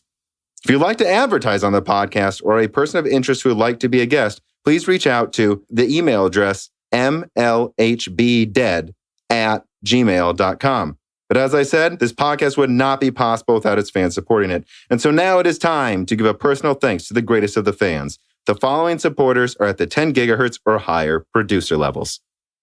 Matthew McMullen, Dean, Benny Berlin, Justin Yunt, Thomas Rupp, I Love You, Lynn and Jim Boggs, Joshua Albin, Mohammed Al-Kawari, Frederick Lau, James Crasta, Justin Parrish, Zachary Martin, Terrence Herod, Brad Bedlin, Phil S., Thyrus, or the Ninth Dude, Greg Renegar, TSPCFS, Chrysantine, Night Rogue 77, The Mechanical Philosopher, Levo King Kilo, Fatboy Diesel, Daniel Hyde, D. Kunke, Christoph Novak, Jack O'Neill, Matt Salem, Aaron Close, Sexy, VI Pass, Sadler, Isaiah Gosner, Alethros, Telos, Hey There's a Kitty, Greg T. Wanchik, Jacob Barber, Exoti, Hector Santana, Matthew Lane, Joe McMorrow, Jan Rauner, Rubber Duck, Streeta Full, Allie Robertson, Eric Johnson, Jonathan, Job, Evan Dingle, Dominic Koch, Stefan, Original Ross, Wayne, Sam MacArthur, Total Silo, Sol Connor, Michael Costa, Andrew S., Blake, Aaron Keith, Kerry Baldino, Endless Logins, Tom Silafino, Justice Brenham, Ivan K., Trevor Powers, Yuyuko Saiguji, Alenia, Joshua Staveness, Daniel Nishbal, Franco Frederic, Hardware Numbers, Alex Carasteel, Dark Rain 2049, Leighton Perry, Mac, Carlos Valdez, Carnivore Bear, Macdo 226, Saber, Zaber, Zlicky, Matin, Porsigja, David Cowden, Ricky Tam, Garenadin, Patrick J.S., Justin Staples, Freddie Quinones Jr., Christopher Foster, Kiwi Phil, Joaquim Hagen, Sarah Light, Anthony Garefa, Matthew Griffin, Alex, Joseph, Loria, Carl Marco, Deke, and thank you to Sahara for the music.